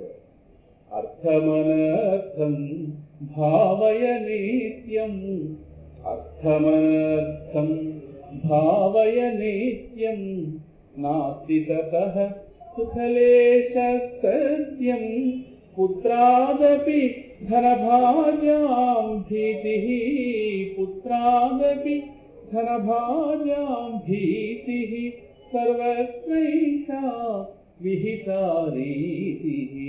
భజ గోవిందం భజ గోవిందం గోవిందం భజ. చాలా వరకు స్పష్టం చేసి పెట్టించారు భజ గోవింద ముగింపులోకి వెళ్ళాక. అర్థం అనర్థం, అర్థం అనర్థం భావయ నిత్యం. డబ్బు వేస్ట్ అంటాడంటే చాలా పెద్ద మాట, చాలా పెద్ద మాట. ఆ మాట ఉన్నవాడు ఉదీసుడు అయ్యి చెప్పలేదు, చాలా పెద్ద మాట, తట్టుకోవడం కష్టం. అర్థం అనర్థం, అనర్థం అంటే అనవసర గొడవలని ముందుకొచ్చుంటారు. భావయ నిత్యం, నిరంతరం భావించాలి అని చెప్తే ఆయన తృప్తి లేదు. తర్వాత రైల్లో నాస్తి తతః సుఖలేశ సత్యం, దానివల్ల సుఖం లేసనంతా కూడా ఉండదని చెప్పాడు. ఇది జగద్గురువు చెప్పాడంటే పరిశీలించాలి. వాళ్ళు పిచ్చివాళ్లే చెప్పడం అంటే ధనం రోడ్డు మీద పడిపోయిన కాదు దాని అర్థం. ఇది అర్థమైతే కానీ ధనం మీద అపేక్ష తగ్గదు. అవసరాలు తీర్చడానికి ధనం, కానీ ధనాన్ని సంపాదించడమే అవసరంగా మారకూడదు. ఇవాళ రోజున డబ్బు వెంట పిచ్చిగా పడుతున్నారు, పిచ్చిగా పిచ్చిగా పిచ్చిగా పిచ్చిగా పడుతున్నారు డబ్బు వెంట. అంటే ధనార్జన చేయడమే అవసరంగా మారిపోతుంది ప్రస్తుతం. ధనం భౌతిక అవసరాలు తినడం ధనమే అవసరం. ఆచార్య గారు తెలియక మాట అనలేదు. అవసరాలు ఎందుకు మాట అన్నాడంటే ఆయన ఎంత చెప్పిన పోరాదే. భౌతిక అవసరాలు మాత్రం ధనం తీర్చగలదు, కానీ ధనం తీర్చలేని అవసరం అంటూ ఒకటి ఉంది. ఆ అవసరం దగ్గరికి వచ్చేసరికి ధనం హ్యాండ్స్ అప్, ధనం వచ్చేది. అక్కడికి వచ్చేసరికి ఆ అవసరం తీర్చవలసింది జ్ఞానం. మనం పడుకోవాలి. ఎక్కడొస్తుంది జ్ఞానం? ఆధ్యాత్మికత. అందుకు ధనవంతులందరూ వెలవెలబోతున్నది ఒక ఆధ్యాత్మిక జ్ఞానం ఉంది. ధనవంతులందరూ వెలవెలబోతున్నది ఎక్కడే. మరి ధనవంతులు అయితే అవ్వచ్చు కదా, కానీ జ్ఞానవంతులు కాదు కదా. ఎప్పుడైతే ధనం అన్నది నాకంటే వేరుగా ఉంది, ధనం నాదంటానేమో, నేను ధనం అన్నా కదా. సో నాకన్నా వేరుగా ఉన్న వస్తుంది ఇందాక గోలమళ్ళదే, నాకన్నా వేరుగా ఉన్న ధనం మీద ఆధారపడుతున్నాను సుఖం కోసం కదా. సో బయట విషయం మీద ఆధారపడుతున్నా ఉంటే వచ్చే సుఖం నిజమైన సుఖం అవుతుంది. రమణ మహర్షి గారి యొక్క ధనాన్ని మీరు లెక్కగలరా? ఏ బ్యాంక్ కూడా సరిపోతుంది లెక్క పెట్టడానికి. ఏది వాళ్ళ దగ్గర ధనం పైకి కనిపించదే. శంకరుడి హృదయంలో ధనాన్ని లెక్క పెట్టండి చూద్దాం. కూర్చొని లెక్క పెట్టండి. వేరుగుంటేగా లెక్క పెట్టండి. అక్షయ ధనాలు ఇవో క్షయ ధనాలు అంతే. నా ఉరగబెట్టేది ఏమీ లేదు. ఇంకా అప్పుడు మాట కూడా చెప్పారు, దానివల్ల అనర్థం లవలేసంగా సుఖం కూడా ఉండదు అని చెప్పి వాడు ముందుకెళ్ళారు ఆయన. పుత్రాదపి ధనభాజాం భీతి, ధనవంతుడికి పుత్రుడి వల్ల కూడా భయం అని చెప్పాడు. కారణం చంపేస్తాడు అంటే అనర్థం అనే మాట అందరూ. ధనం కోసం పుత్రాదపి ధనభాజాం భీతి, ధనభాజాం పుత్రాదపి భీతి. ధనవంతుడికి పుత్రుడి వల్ల కూడా భయం. అంటే పుత్రుడి వల్ల భయం ఎవడన్నది ఊర్లో అందరి వల్ల భయం అని అర్థం. అది ఆయన అభయంగా ఉండేది పుత్రుడి దగ్గరే. ఆయన ధనం ఉన్న తేడా తీసుకుంటుంది. వాడు పేపర్లో చూస్తున్నాక మూడు విషయాలు చూస్తున్నాం. ఈ మాటని 1200 ఏళ్ల క్రితమే చెప్పాడు మహానుభావుడు. 8th centuryలో చెప్పిన మాట ఇవాళ సత్యం. అది ఋషి చెప్పిన మాట. సర్వత్రైషా విహితా రీతి. లోకం అంటే ఇలాగే ఉండేది. అందులో ఏదో ఉందని భ్రాంతి. ఆయన గారు ఈయన గారికి ఎప్పుడు స్వేచ్ఛ అడ్డు పెడతాడు. అప్పుడు ఏం చేస్తాడు? మహానర్థాలని చేయిస్తుంది ధనమే. అందులో ధనం విషయంలో చాలా జాగ్రత్తగా, అది ఎంత మేరకు అవసరం అంత మేరకు అంతే. సో ధనం తీర్చలేనిది ఏదైతే ఉందో ఆ అవసరం ప్రతివాడి దగ్గర ఉంది. అది ధనంతో ముడిపడి లేదు. కాబట్టి ధనవంతుడు, ధనం లేనివాడు ఎవడైనా కావచ్చు, బ్రహ్మజ్ఞాని దగ్గర పోతాడు. బ్రహ్మజ్ఞాని ధనవంతుడు కావాలని దృష్టిలో చూడలేదు. మహర్షి అలా చూడలేదు. వాడి హృదయంలో అజ్ఞానం ఉంది, వాడు అశాంతికి కారణం. ఆ జ్ఞానం తొలగించాలి. వాడికి ఏమి ఇస్తాడు? ఎలా ఆలోచించే వాడు జ్ఞానంలో అవుతాడు. అది అటువంటి ఋషులు కదలని సంప్రదాయం ఉంది. అర్థమవుతుందా? ధనంతో ముడిపెట్టామో ఆధ్యాత్మికత ఎగిరిపోతుంది. కానీ ఆధ్యాత్మిక కార్యక్రమాలు చేయడం ధనం అంటే అవసరం. ధనం దూరంగా పెట్టలేము. అలాగని ధనం అనేది దాని పాత్ర ఎంత మేరకు ఉంటుంది. మన ఇంటి కుక్క కూడా ఇంట్లో భాగమే. అలాగే దాన్ని ఒంటింట్లో కట్టుకోగలదు, తీసుకొచ్చి దాన్ని వీధిలో కట్టుకోవచ్చు. ఆరు బయట పెట్టేయగలదు కానీ వీధిలో పెడితే చాలు, దాని స్థానం అంతే. అలాగే ధనాన్ని దూరంగా పెట్టిన వాళ్ళు సుఖపడ్డారు. ధనం చేరిందో సమస్య తేడా వచ్చేస్తాయి. ఇంట్లో మార్పులు వస్తాయి. ఒక బాగా హై రిచ్గా ఉంటాడు, ఒక తక్కువ ఉంటుంది. వీడికి వాడికి కలవదు అక్కడ. ఆ తోడుకోవడం ఈ తోడుకోవడం కలవదు. అయితే అక్కడ తేవాలి. అందులో పండగల్లో ఎక్కువ ఆభరణాలు వేస్తుంటారు కదా, తేడాలు వస్తున్నాయి. ఆ తేడాలు అన్నది అయిపోయింది. వీళ్ళ చేత వీళ్ళు వెతుక్కుంటారు, వాళ్ళ చేత వాళ్ళు.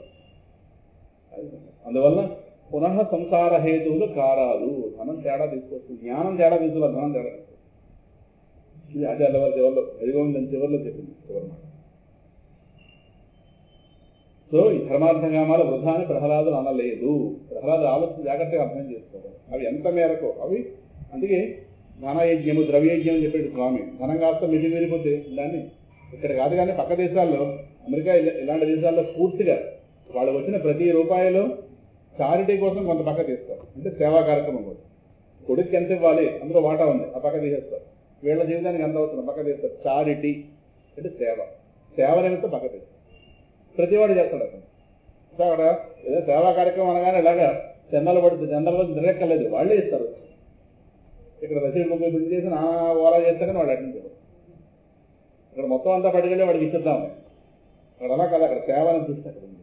చాలా చేస్తారు సేవ. ఆ పెద్దవాళ్ళు చేస్తున్నా చిన్నవాళ్ళు అడ్డు పెట్టారు. రేపు వాళ్ళు చేస్తారు అక్కడ. అది వాళ్ళ బ్లడ్లో ఉంది. అది మనకి ఇక్కడ లేదు. మరి అంతసేపు నెక్స్ట్ జనరేషన్కి ఇచ్చి వెళ్ళిపోదామని. ఇది మన దగ్గర ఎక్కువ సమస్య. ఇది అలవాటు చేస్తాం. ఒకరిచ్చి ఇంకొక ఎవరో అనుకోండి, వాళ్ళు తిరగబడుతున్నారు వెళ్ళడం. మళ్ళీ వాళ్ళంతా ఇచ్చారు, నువ్వు ఎందుకు ఇవ్వాలి.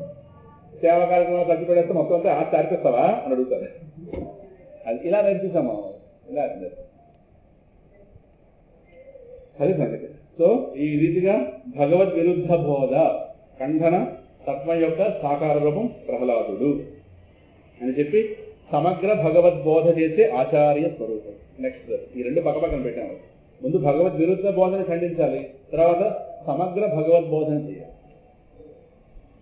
ఏదో చెప్పడం కాదు. సమగ్రం అంటే సంపూర్ణము అని అర్థం.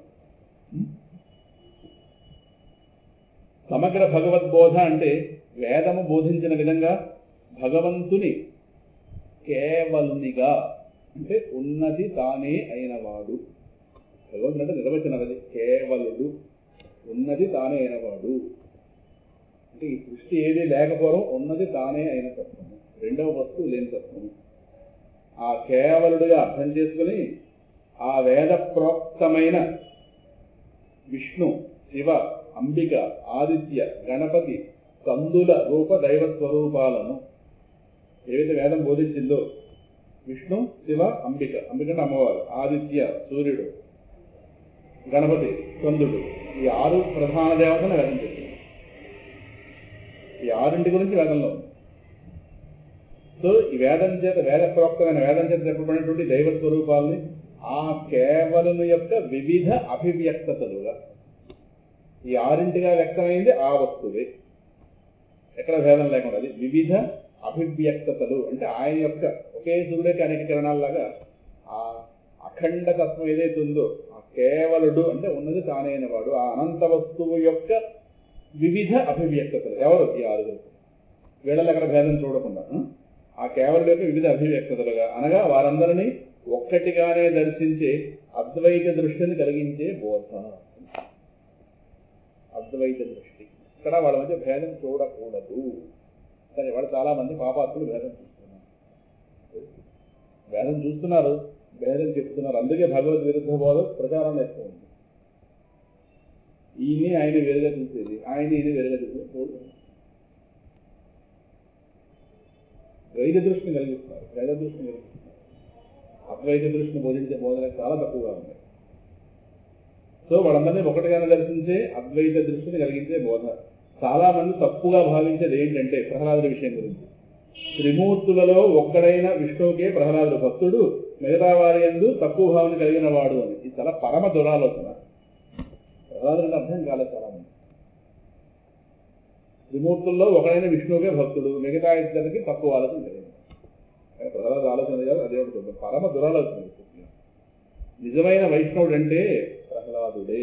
ఎందుకంటే ఆయన ఆరాధించే విష్ణుతత్వము సర్వదేవతాత్మకమైనది. ఆయన గారు చాలా సందర్భాల్లో చెప్పుకున్నాం, ఈ 6 రూపంగా వ్యక్తమైనది ఒక వస్తువే.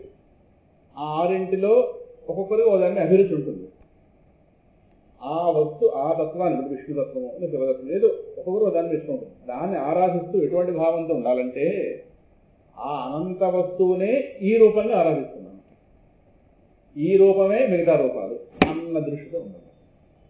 అప్పుడు ఎక్కడ తేడా ఉన్నది ఒకటే వస్తువు, ఆ వస్తువు యొక్క వివిధ అభివ్యక్తలు ఈ 6. అందులో నేను ఇది నా అభిరుచి, దీన్ని ఆరాధిస్తున్నాను.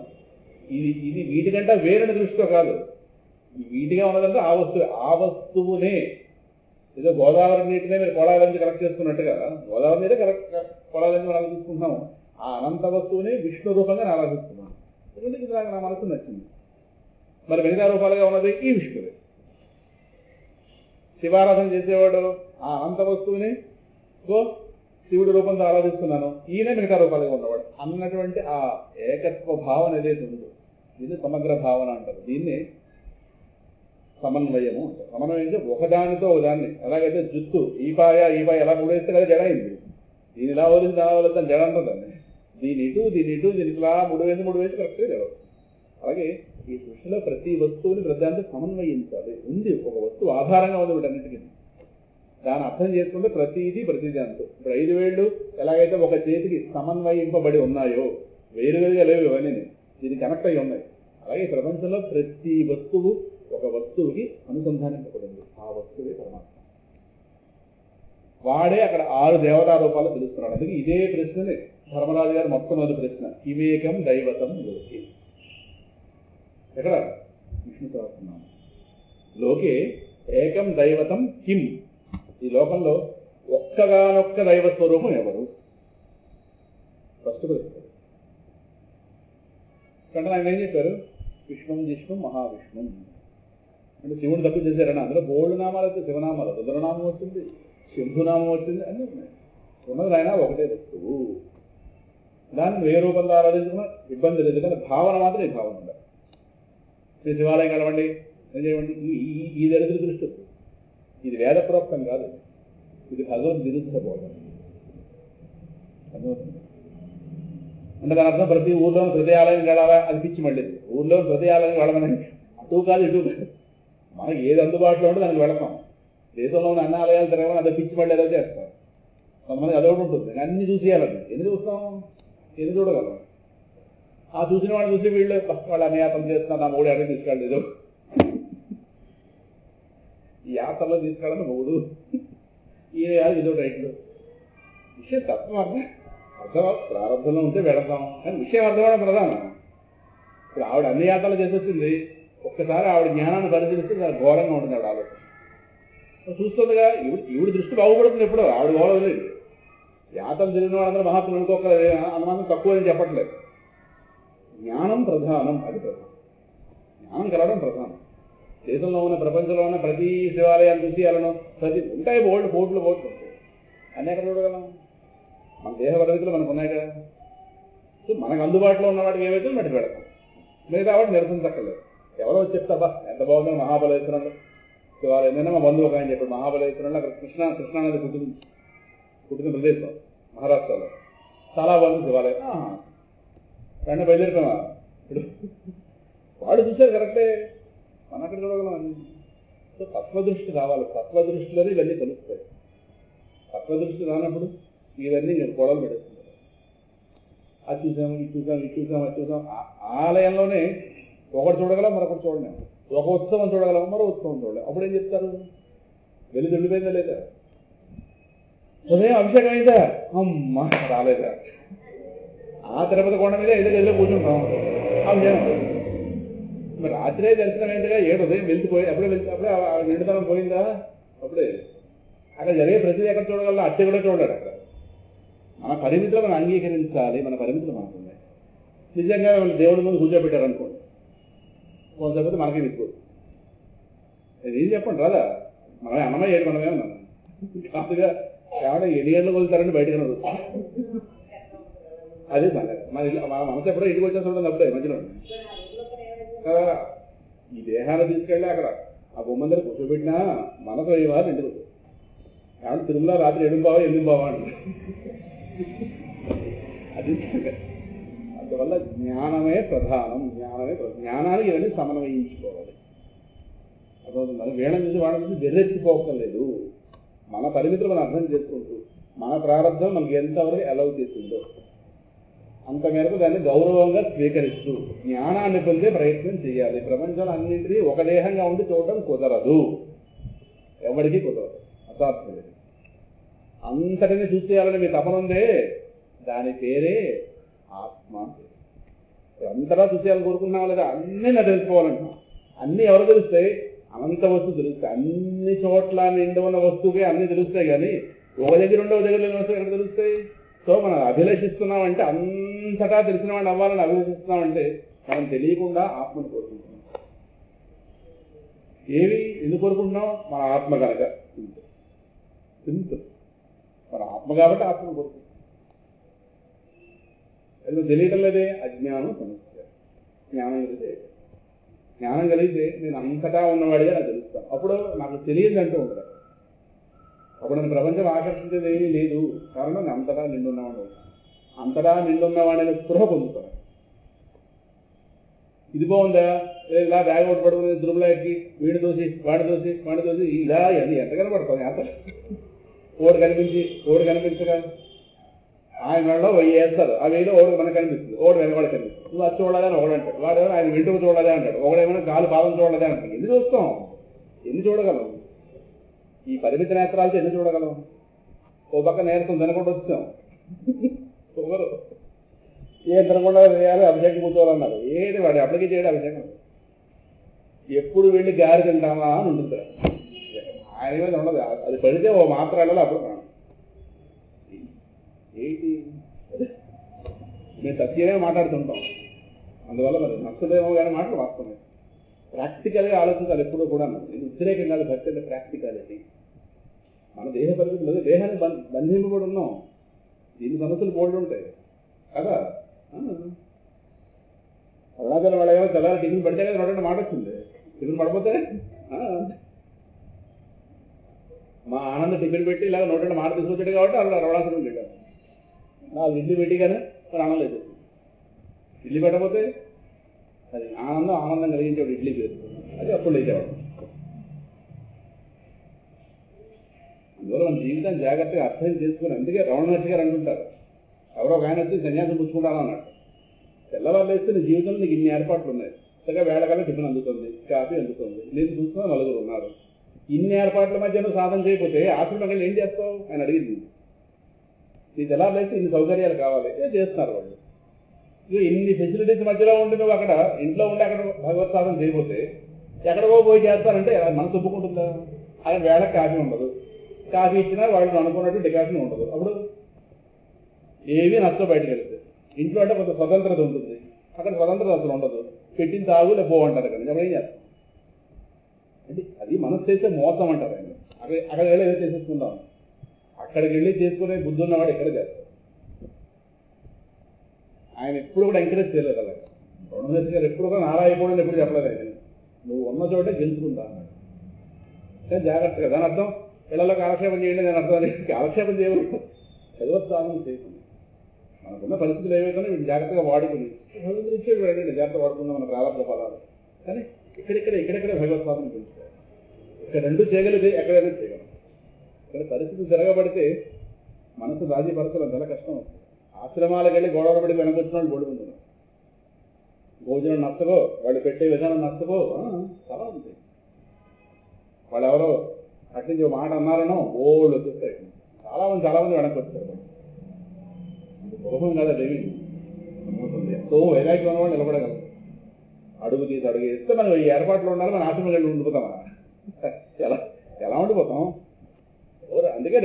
అందుకే ఏడాదిలో ఒక 10 రోజుల పాటు ఈ విధంగా ఆయా క్షేత్రాలు కానీ దర్శనం చేసుకురండి అన్నారు. అప్పుడు ఏంటో వైరాగ్యం ఏంటో తెలుస్తుంది, ఇంటి విలువ ఏంటో తెలుస్తుంది. అక్కడ కొంచెం రామకృష్ణ మిషన్ కలకత్తా వెళ్ళి వాళ్ళు పెట్టే భోజనం తింటే ఆ ఆవరణ వంట ఒకసారి తింటే మన ఇంట్లో నువ్వులను రుచి మనకు తెలుస్తుంది. తిన్నాం కాబట్టి చెప్తున్నాం. రామకృష్ణ మిషన్ తరగత అందులో సాక్షాత్ అందులో భోజనం చేస్తున్నాం. వాడు పూర్తిగా ఆవరణ ఆ వాసనే మన పడ తిరగేస్తున్నట్టు. అప్పుడు అర్థమవుతుంది ఇంట్లో ఉన్నటువంటి వస్తువులు అసలు కనపడదా ఆవనం, కానీ వాడు పూర్తిగా తెలియదు ఆవనం. మీరు మొత్తం ఒరిస్సా ఆ బెల్ట్ అంతా కూడా అస్సాం ఇదంతా కూడా ఆవనం. అది చాలా చీప్ అది వాళ్ళకి పడుతుంది, అది వేడి చేస్తున్నాం. మనం మద్రాసు, తమిళనాడు, కర్ణాటక ఈ 4 స్టేట్స్లో తప్పించి ఇంకో స్టేట్లో దమ్మిడి జలం. పంజాబ్ వెళ్ళండి చూద్దాం,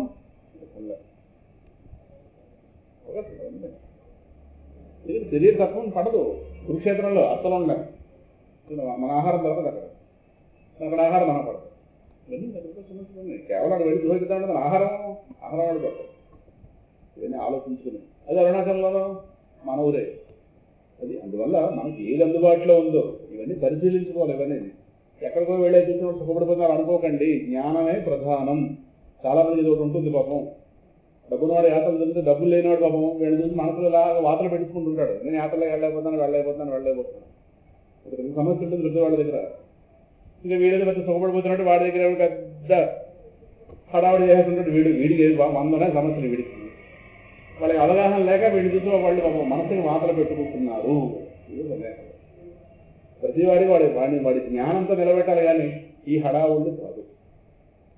ఆచార్య వారు స్పష్టంగా చెప్పేది ఎంత చెప్పిందని ఒక శ్లోకంలో చెప్పారు. కురుతే గంగా సాగర గమనం వ్రత పరిపాలనం అథవా దానం జ్ఞాన విహీన సర్వమతేన ముక్తి నభజది జన్మశతేన భజగోవిందం భజగోవిందం. నదీ సంగమ స్నానాలు చేస్తే చేయొచ్చు కాక, సముద్ర నదీ సంగమ స్నానం ఉంటాయి కదా, చేస్తే చేయొచ్చు. కురుతే గంగా సాగర గమనం, గంగా నదిಗಳು మునిగి ఇది కావచ్చు. అవన్నీ తప్పు చేసి మాట్లాడేది కాదు. వ్రత పరిపాలన చక్కటి వ్రతాలు పరిపాలన చేసుకోవచ్చు, అథవా దాన ధర్మాలు చేసుకోవచ్చు, కావచ్చు, ఏదైనా చేయొచ్చు. కానీ జ్ఞాన విహీన సర్వమతేన ముక్తి నభజది జన్మశతేన. వాడెవడో వాడి జ్ఞానం కలక్కపోతే వాడు కోడి జన్మలెత్తరా ముక్తి పొందడు. స్పష్టం. మరి ఆ యాత్రను దేనికి ఉపయోగించాలి? జ్ఞాన ప్రాప్తి కోసం ఉపయోగించాలి. అంటే యాత్ర చేస్తున్న వాడు ఎందుకు చేస్తున్నావో స్పృహ ఉండాలి. ఎందుకు చేస్తున్నాం? మనకు శుద్ధి పడ్డాలి. ఎందుకంటే మహాత్ములు తెలియని ప్రదేశాలు కనుక అక్కడ అడుగు పెట్టాలి. మనకు ఆ శక్తి ఉంది, వెళుతున్నాం. అవును. సో అక్కడ వెళ్ళినందుకు అక్కడ ఉన్న సమయాన్ని పూర్తిగా జ్ఞాన సముపార్జనకు వాడుకోవాలి. అంటే ఆయా క్షేత్రాలకు వెళ్ళినప్పుడు మంత్రోపాసనలు చేయడం, ఏదో గ్రంథాలు చదువుకోవడం, ఇలాంటి చర్చలు చేయడం, అవి చేయాలి. అక్కడ పిచ్చి మాటలు మాట్లాడడం రకరకాల ఇది కాదు. అక్కడ పాడు చేయకూడదు వాతావరణం వెళ్ళింది. అందుకు యాత్ర వెళ్తే ఎలా ఉండాలో కూడా మహాత్ములు చెప్పారు. అక్కడికి వెళ్ళి ఏంటి సాధించాలి, ఏం చేయాలి, ఇందుకోసం ఈ లక్ష్యంతో బయలుదేరితే ఇప్పుడు అరుణాచలం వెళ్ళాం, భగవద్ విషయాన్ని చెప్పుకున్నాం.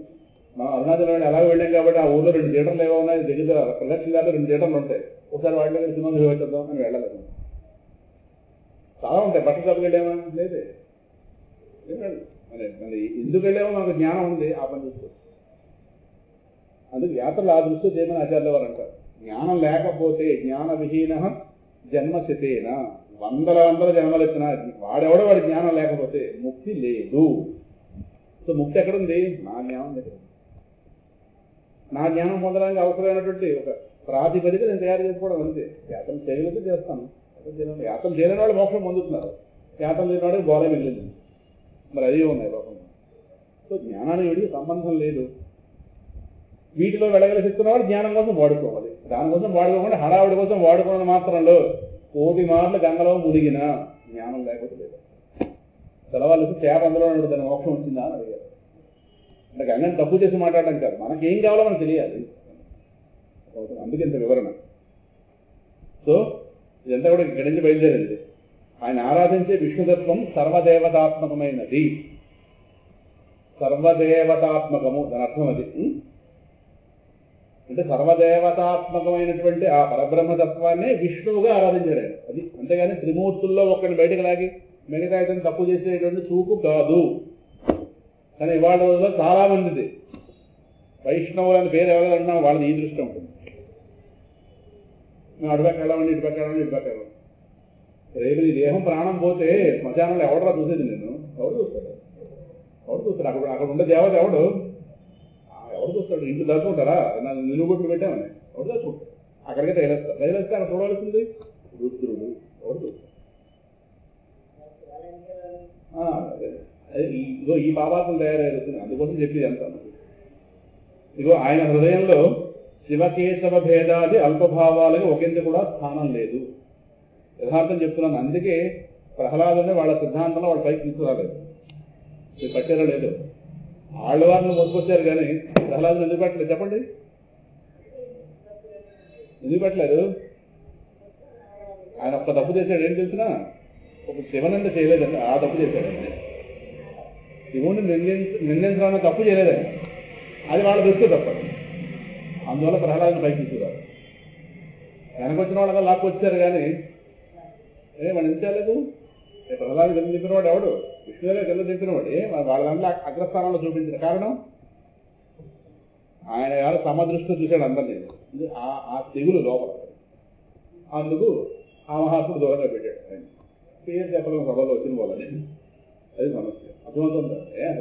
అగ్రస్థానం ప్రహ్లాదుకి ఇవ్వాలి. స్వామి మాట చెప్పాడు కానీ ఆ వాడి వల్ల క్షేత్రంలో వాడికి స్థానం లేదు. ఏమి అది ఇంకా వాడెక్కడ శివనంద చేయలేదు కనుక, శివనంద చేశాడు అనుకోండి నిజమే పెట్టుకుంటాడు. అది మనకు నచ్చితే వాడు పైకి లాగుతాం. ఇవి పెద్ద రాజకీయాలు, ప్రహ్లాద రాజకీయాలు ఇవి. అర్థమైందా?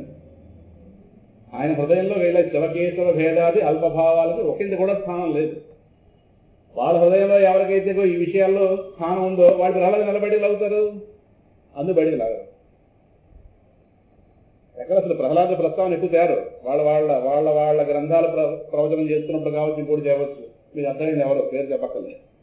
ఎక్కడ ప్రహ్లాద ప్రస్తావన తయారు. ఒక బోధనగారి పద్యమో ఒక మూల భాగవతం ఎక్కడ మాట్లాడరు. ఈ ఆడవాళ్ళు చెప్పింది వాళ్ళు చెప్పింది చెప్తారు కానీ ఇది చెప్పరే. ప్రహ్లాద చెప్పింది ఏం చెప్పరు. ఈ సమస్య ఆయన దగ్గర ఉంది. ఆయన గారు శివద్వేషం చేయలేదు. చేసేది అనుకోండి తప్పకుండా ఆయన ఇలా చేస్తారు. అందుకే ఆయన స్వామి అంతర్ధానం అయిన పిమ్మట అదే విష్ణు దృష్టితో బ్రహ్మ రుద్ర ఇంద్రాదులను పూజించాడని భాగవతంలో ఉంది స్పష్టంగా. స్వామి ఎప్పుడు అంతర్ధానం అయిపోయాడో మిగతా వాళ్ళని కూడా పూజించాడు. ఆయన ఎక్కడా కూడా నా వల్ల సాక్షాత్ భగవంతుడు వచ్చాడు మీరే బట్టి వాడు అనలేదు. పూర్తిగా వాళ్ళందరినీ అదే భావంతో పూజించాడు. మీరు భాగవతం పరిస్థితి తెలుసు. ఇదే వాళ్ళకి నచ్చలేదు కాబట్టి మనం పక్కన పెట్టి అంత రాజకీయాలు చూడాలి. ఇవన్నీ బయటకు లాగాం కాబట్టి రామాయాలు. దీన్నే పోతన గారు కలడంబోది కలండు గాలి, పోతన గారు పద్యం ఉంది కదా. ఆయన ఎక్కడెక్కడ ఉన్నాడు, ఎక్కడ రా విష్ణు ఉన్నాడని పోతన గారు చెప్పారు.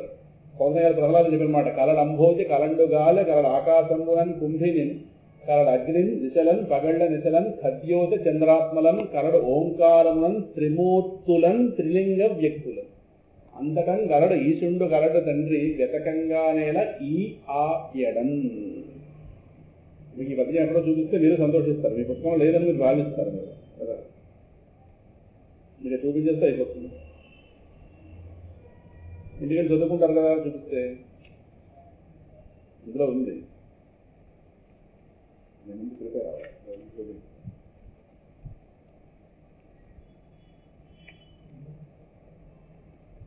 కనుక ఇన్ని రకాల సమస్యలు ఉంటాయి. మన అజ్ఞానం అవతలవాడు మహాత్ముడు వాళ్ళ జ్ఞానం బట్టి మనం తీర్చిదిద్దుకోం. మన అజ్ఞానాన్ని వాళ్ళు ఖండించే ప్రయత్నం చేస్తుంటాం. ఇదే పెద్ద సమస్య. కనుక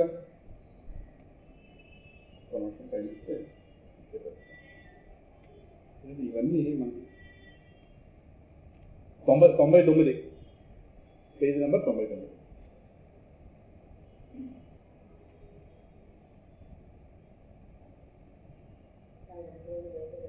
కలడంబోధి కలండుగాలి కలడు ఆకాశంబుని మధ్యలో ఉంది పద్యం. కలడంబోధి అంటే సముద్రంలో కూడా ఉన్నాడు. ఆ కలడు అన్నది అలా కంటిన్యూ అవుతుంది. ఆయన ఎక్కడున్నాడని అడిగాడు. ఆయన కలడంబోధి సముద్రంలో ఉన్నాడు. కలడు గాలిలో ఉన్నాడు. కలడు ఆకాశంబునన్ ఆకాశంలో ఉన్నాడు. కుంభి అంటే భూమి, అగ్ని, దిశలు మొత్తం 10 దిశలు, 4 దిశలు, 4 ప్రధాన దిశలు, 4 మూలలు, కింద మీద మొత్తం 10. పగళ్ల దిశలను రాత్రి పగళ్ళు, ఖద్యోత చంద్రాత్మలను సూర్యచంద్రులు ఎందు, ఓంకారమునన్ త్రిమూర్తులు అది అక్కడ చూసారా. త్రిమూర్తుల్ని ఏకభావంతో చూశాడు. త్రిలింగ వ్యక్తులను అంటే స్త్రీ పురుష నపుంసకలు ఎవరైతే ఉన్నారో మొత్తం 3 ఎందు.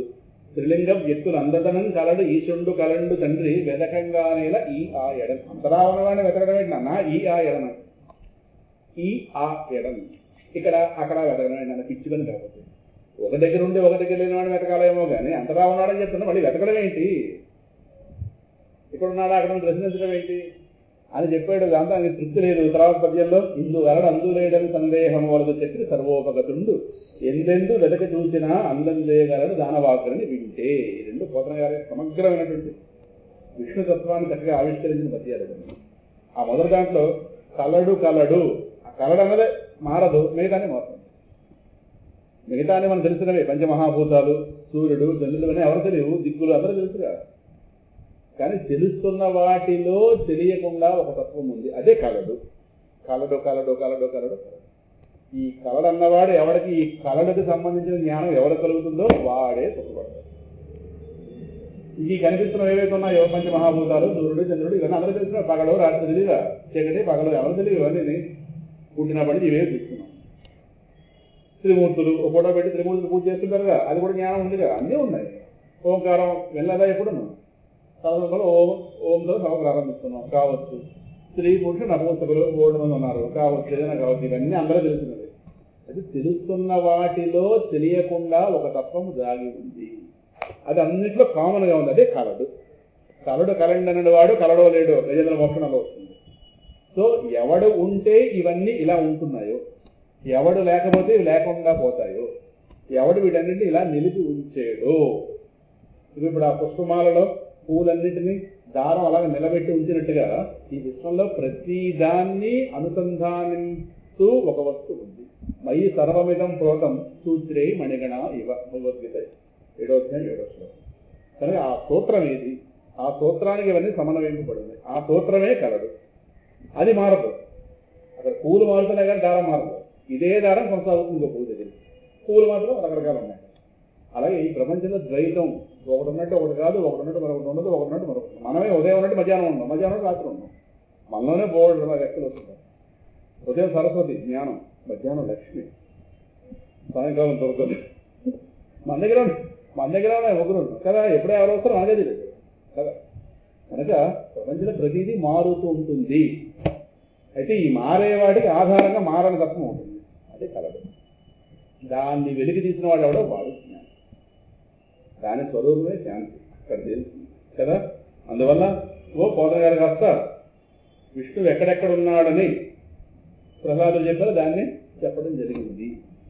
మూల భాగవతంలో ఇంత లేదు, ప్రహ్లాదుడు ఒకటే మాట అన్నాడు. ప్రహ్లాదుడు చెప్పినట్టుగా కూడా లేదు, హిరణ్యకశిపుడు చెప్పినట్టుగా అక్కడ నుంచి ఉంది. అంటే ప్రహ్లాదుడు సమాధానాన్ని రహస్యంగా ఉంచారు. హిరణ్యకశిపుడు చెప్తాడు, యస్త్వయా మందభాగ్యోక్తో మదన్యో జగదీశ్వర వా అసౌ. ఓరి మందభాగ్యుడా, మందభాగ్యుడా అని పిలిచాడు ఎవరిని? ప్రహ్లాదుడు. ఎవరు? హిరణ్యకశిపుడు. ఇది మూలంలో ఉంది.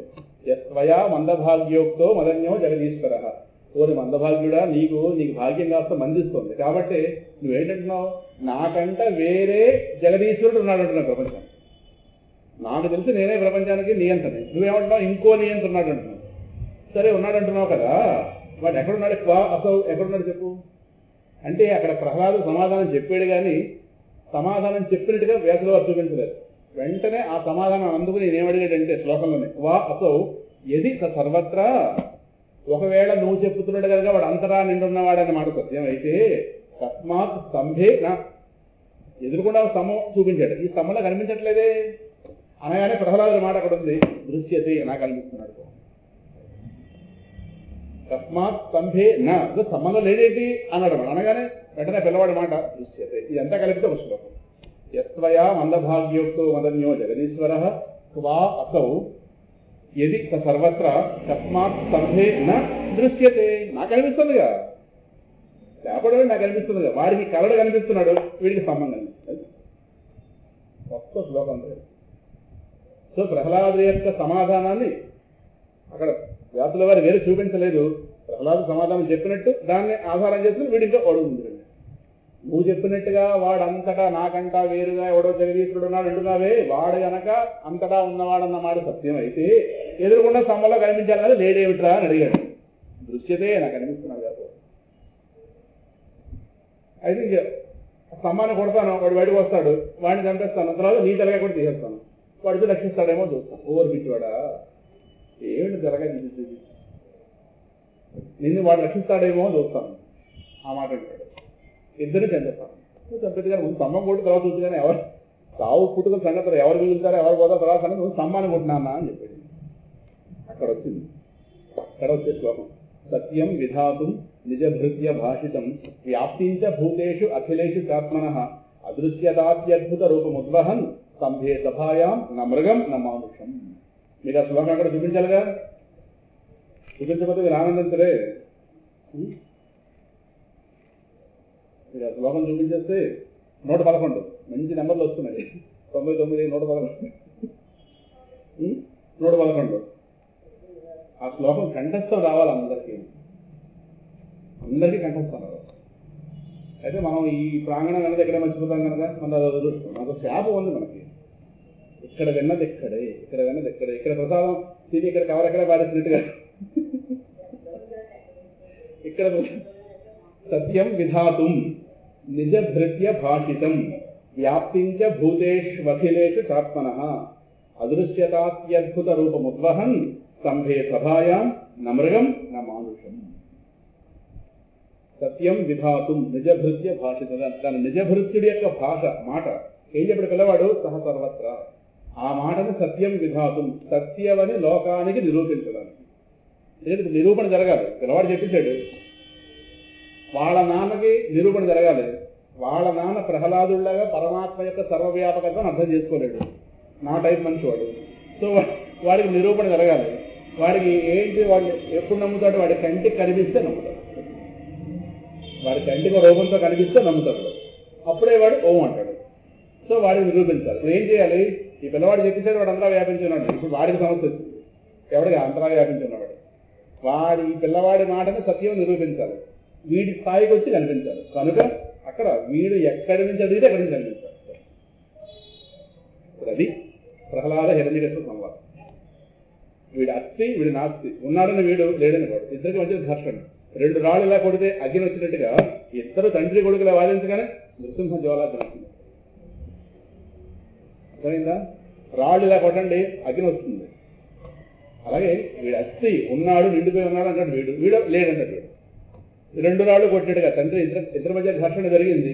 ఆ ఘర్షణ నుంచి స్తంభం, ఏ స్తంభం నుంచి బయటికి ఎందుకు రావాలి, వీడు స్తంభాన్ని ఎంచుకున్నాడు. సో సత్యం విధాతుం నిజభృత్య భాషితం. ప్రహ్లాదుడికి సరైన పదం వేశారు. నిజభృత్యుడు, స్వామి యొక్క నిజమైన భక్తుడు ఎవడు ప్రహ్లాదుడు. వాడి యొక్క మాటను సత్యం లోకాన్ని నిరూపించడానికి ఏంటి, వ్యాప్తించ భూతేషు అఖిలేషు చాత్మనః. స్వామి సమస్త అఖిలేషు భూతేషు, సమస్త ప్రాణికోటిలో అంతటా ఆత్మనః తనతో కలుపుకుని సమస్తమంతటా నిండిపోయి ఉన్నాడనేటటువంటి తన భక్తుడి మాటని లోకానికి సత్యం నిరూపించడానికి. అదృశ్యత అత్యద్భుత రూపముద్వహం, ఇప్పటిదాకా చూపించిన రూపము అదృశ్యత, ఇంకా అత్యద్భుత. మామూలు రూపం అదేమైనా, అయ్యే బాబోయ్ ఏమిటది, అత్యద్భుతం. అటువంటి రూపాన్ని ఉద్వహన్ ధరించి స్తంభే, ఆ సభాయాం స్తంభే, ఆ సభలో ఉన్నటువంటి స్తంభంలోంచి బయటకు వచ్చాడు. ఏమిటా రూపం, నమృగం న మానుషం. మృగము కాదు, మనుషుడు కాదు. అంటే మృగమును మనుషుడు, పూర్తి మృగము కాదు, పూర్తి మనుషుడు కాదు. ఆ 2 ఎందుకు చెప్పారు, ఆ 2 అందులో ఉన్నాయి కనుక. సగం మృగం, సగం మనుషుడు. నమృగం న మానుషం. చాలా లోతైన అర్థాలు అక్కడ ఉన్నాయి. ప్రస్తుతానికి ఆ మాత్రం సరిపోతుంది. ఇంటికెళ్ళి వ్యాఖ్యానం చదివితే చాలా బాగా చెప్పారు. షణ్ముఖం గారు మరి విజృంభించారు మహానుభావులు. ఆయనకి నోలు పాటు నృసింహతత్వాన్ని చెప్పుకునే అవకాశం ఆయన దొరికింది. నాకు థ్యాంక్స్ చెప్పారు. సభ ఏర్పాటు చేసినందుకు. అంతకుముందు 3 రోజుల పాటు యాదగిరిగుట్టలో 3 రోజులు చెప్పారు నృసింహతత్వం. అంతకన్నా ఎక్కువ చెప్పే అవకాశం రాలేదు. ఇక్కడ నిండా 1 వారం రోజులు ఈ విషయమే చర్చించే అవకాశం దొరికింది దానికి. దాంతో చాలా విశాలంగా చెప్పారు. సో నాకు థ్యాంక్స్ చెప్పారు ఈ సభ ఏర్పాటు చేసినందుకు. నేను ఆయన చెప్పడం కదా, ఆయన నాకు చెప్పారు. నాకు చెప్పుకునే అవకాశం మీరు ఇచ్చారు. ఆలయంలో ఉండి లేదా సింహాచల పర్వతం దగ్గర ఉండి స్వామికి ప్రవచన రూప ఆరాధన చేసుకునే అవకాశం నాకు ఇచ్చారు. రమేష్ మీకు థ్యాంక్స్ అండి. అది అట్టించి చెప్పారు. అదే ఆయన గొప్ప మనస్తత్వం అది. అందువల్ల ఎక్కడెక్కడ విష్ణు ఉన్నాడో ప్రహ్లాదు చెప్పి దాన్ని చెప్పారు. నా దృష్టిలో నిజమైన వైష్ణవులు ఇద్దరు, ప్రహ్లాదుడు, శంకర భగవత్పాదులు వారు. శంకరుడు మహావిష్ణు భక్తుడు, అసలు విష్ణువు అని అర్థమైన వాడు శంకరుడు. శంకరుడు అంటే నా దృష్టిలో నిజమైన వైష్ణవులు విడుదల. ఈ మాట కొంతమంది ఒక నచ్చలే, చాలా మంది నచ్చలనే ధైర్యంగా రాశారు. ఎందుకంటే ఈ పుస్తకం తిరిగింది సింహాసంలోనే తిరిగింది, అక్కడ ఆవిష్కరణ అయింది. చాలా మంది అఫెండ్ అవుతారని తెలుసు, కానీ ధైర్యంగా రాయాలిగా సత్యం రాయడానికి. కొంతమంది మెచ్చుకున్నారు, కొంతమంది తట్టుకోలేకపోయారు. ఎవరు తట్టుకుంటాడు ఎవరు తట్టుకోవాలి నాకు అనవసరం, సత్యం చెప్పాలి లోకానికి. సో నా దృష్టిలో నిజమైన వైష్ణవులు ఇద్దరే, ప్రహ్లాదులు, శంకర భగవత్పాదులు. తర్వాతే ఎవరైనా.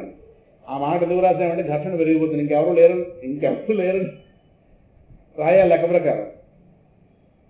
ఉన్నారు ఒకరిద్దరు కావచ్చు, కానీ తర్వాత ఎవరైనా అంటే సరే ఎవరో చేర్చుకుంటారు. ఓపెన్ గా ఉంచాలి స్టేట్మెంట్, ఎప్పుడు క్లోజ్ చేసేయకూడదు, రియాక్షన్ వస్తుంది అవతల వాడికి మళ్ళీ. అందువల్ల అలా పెట్టారు.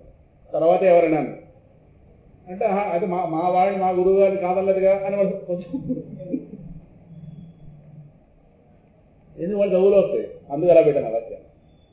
ఇవన్నీ రాస్తున్నప్పుడు బుర్ర తగిలింది, ఇవన్నీ రాస్తున్నప్పుడే ఎలా చేస్తాను పదాలు జాగ్రత్తగా మనకు గొడవ నుంచి రాకూడదు. అలాగే సత్యాన్ని చెప్పాలి, సత్యం చెప్పాలి, గొడవలు రాకూడదు అని చూసుకుని పదాలను జాగ్రత్తగా ఎలా కరెక్షన్ చేసి. వైష్ణవుడు అంటే వైష్ణవుడు అంటే ఇది నిర్వచనం. విష్ణువుకి భిన్నంగా మరొకటి అణువంత కూడా గోచరించని పరమ భాగవతోత్తముడు అని అర్థం. వైష్ణవుడు అంటే విష్ణువు కన్నా భిన్నంగా మరొకటి అణువంత కూడా గోచరించని పరమ భాగవతోత్తముడు, ఇది వైష్ణవుడు. శైవుడు అంటే శివుడికి భిన్నంగా మరొకటి కూడా అణువంత కూడా గోచరించిన మహాత్ముడు వాడు శైవుడు. అండబొట్లు నిలుబొట్లు ఈగోల కాదు, జ్ఞానం కావాలి, జ్ఞానం ప్రధానం. అర్థమవుతుంది. ఇప్పుడు ఎవరు మనం చదువు శివానందమూర్తి గారు ఉండేవారు, ఆయన లింగాయతులు, వీరశైవ మతం, కానీ ఎక్కడా విష్ణు ద్వేషం లేదు. ఆయన శ్రీభాష అమలాచార్య వారు ఉండేవారు, వైష్ణవులే, ఎక్కడ శివద్వేషం లేదు. శంకరమఠంలో కూడా ప్రవచనం చెప్పారు. శంకరమఠంలో శివానంద లహరి ప్రవచనం చెప్పారు.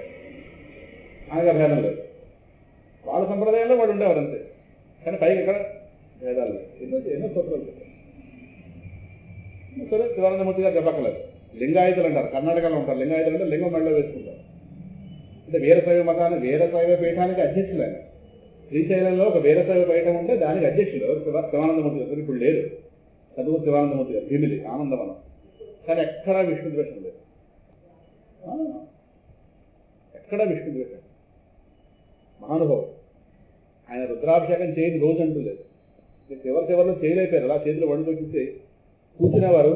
అవి ఇలా కొబ్బరికాయ కొట్టుకుంటే వాళ్ళే చేసేవారు. కానీ అభిషేకం చేయని రోజు అంటూ లేదు. ఆయన అభిషేకం చేసిన తర్వాత ఆ తీర్థం తీసుకునేవారు. ఎక్కడ భేద దృష్టి లేదు.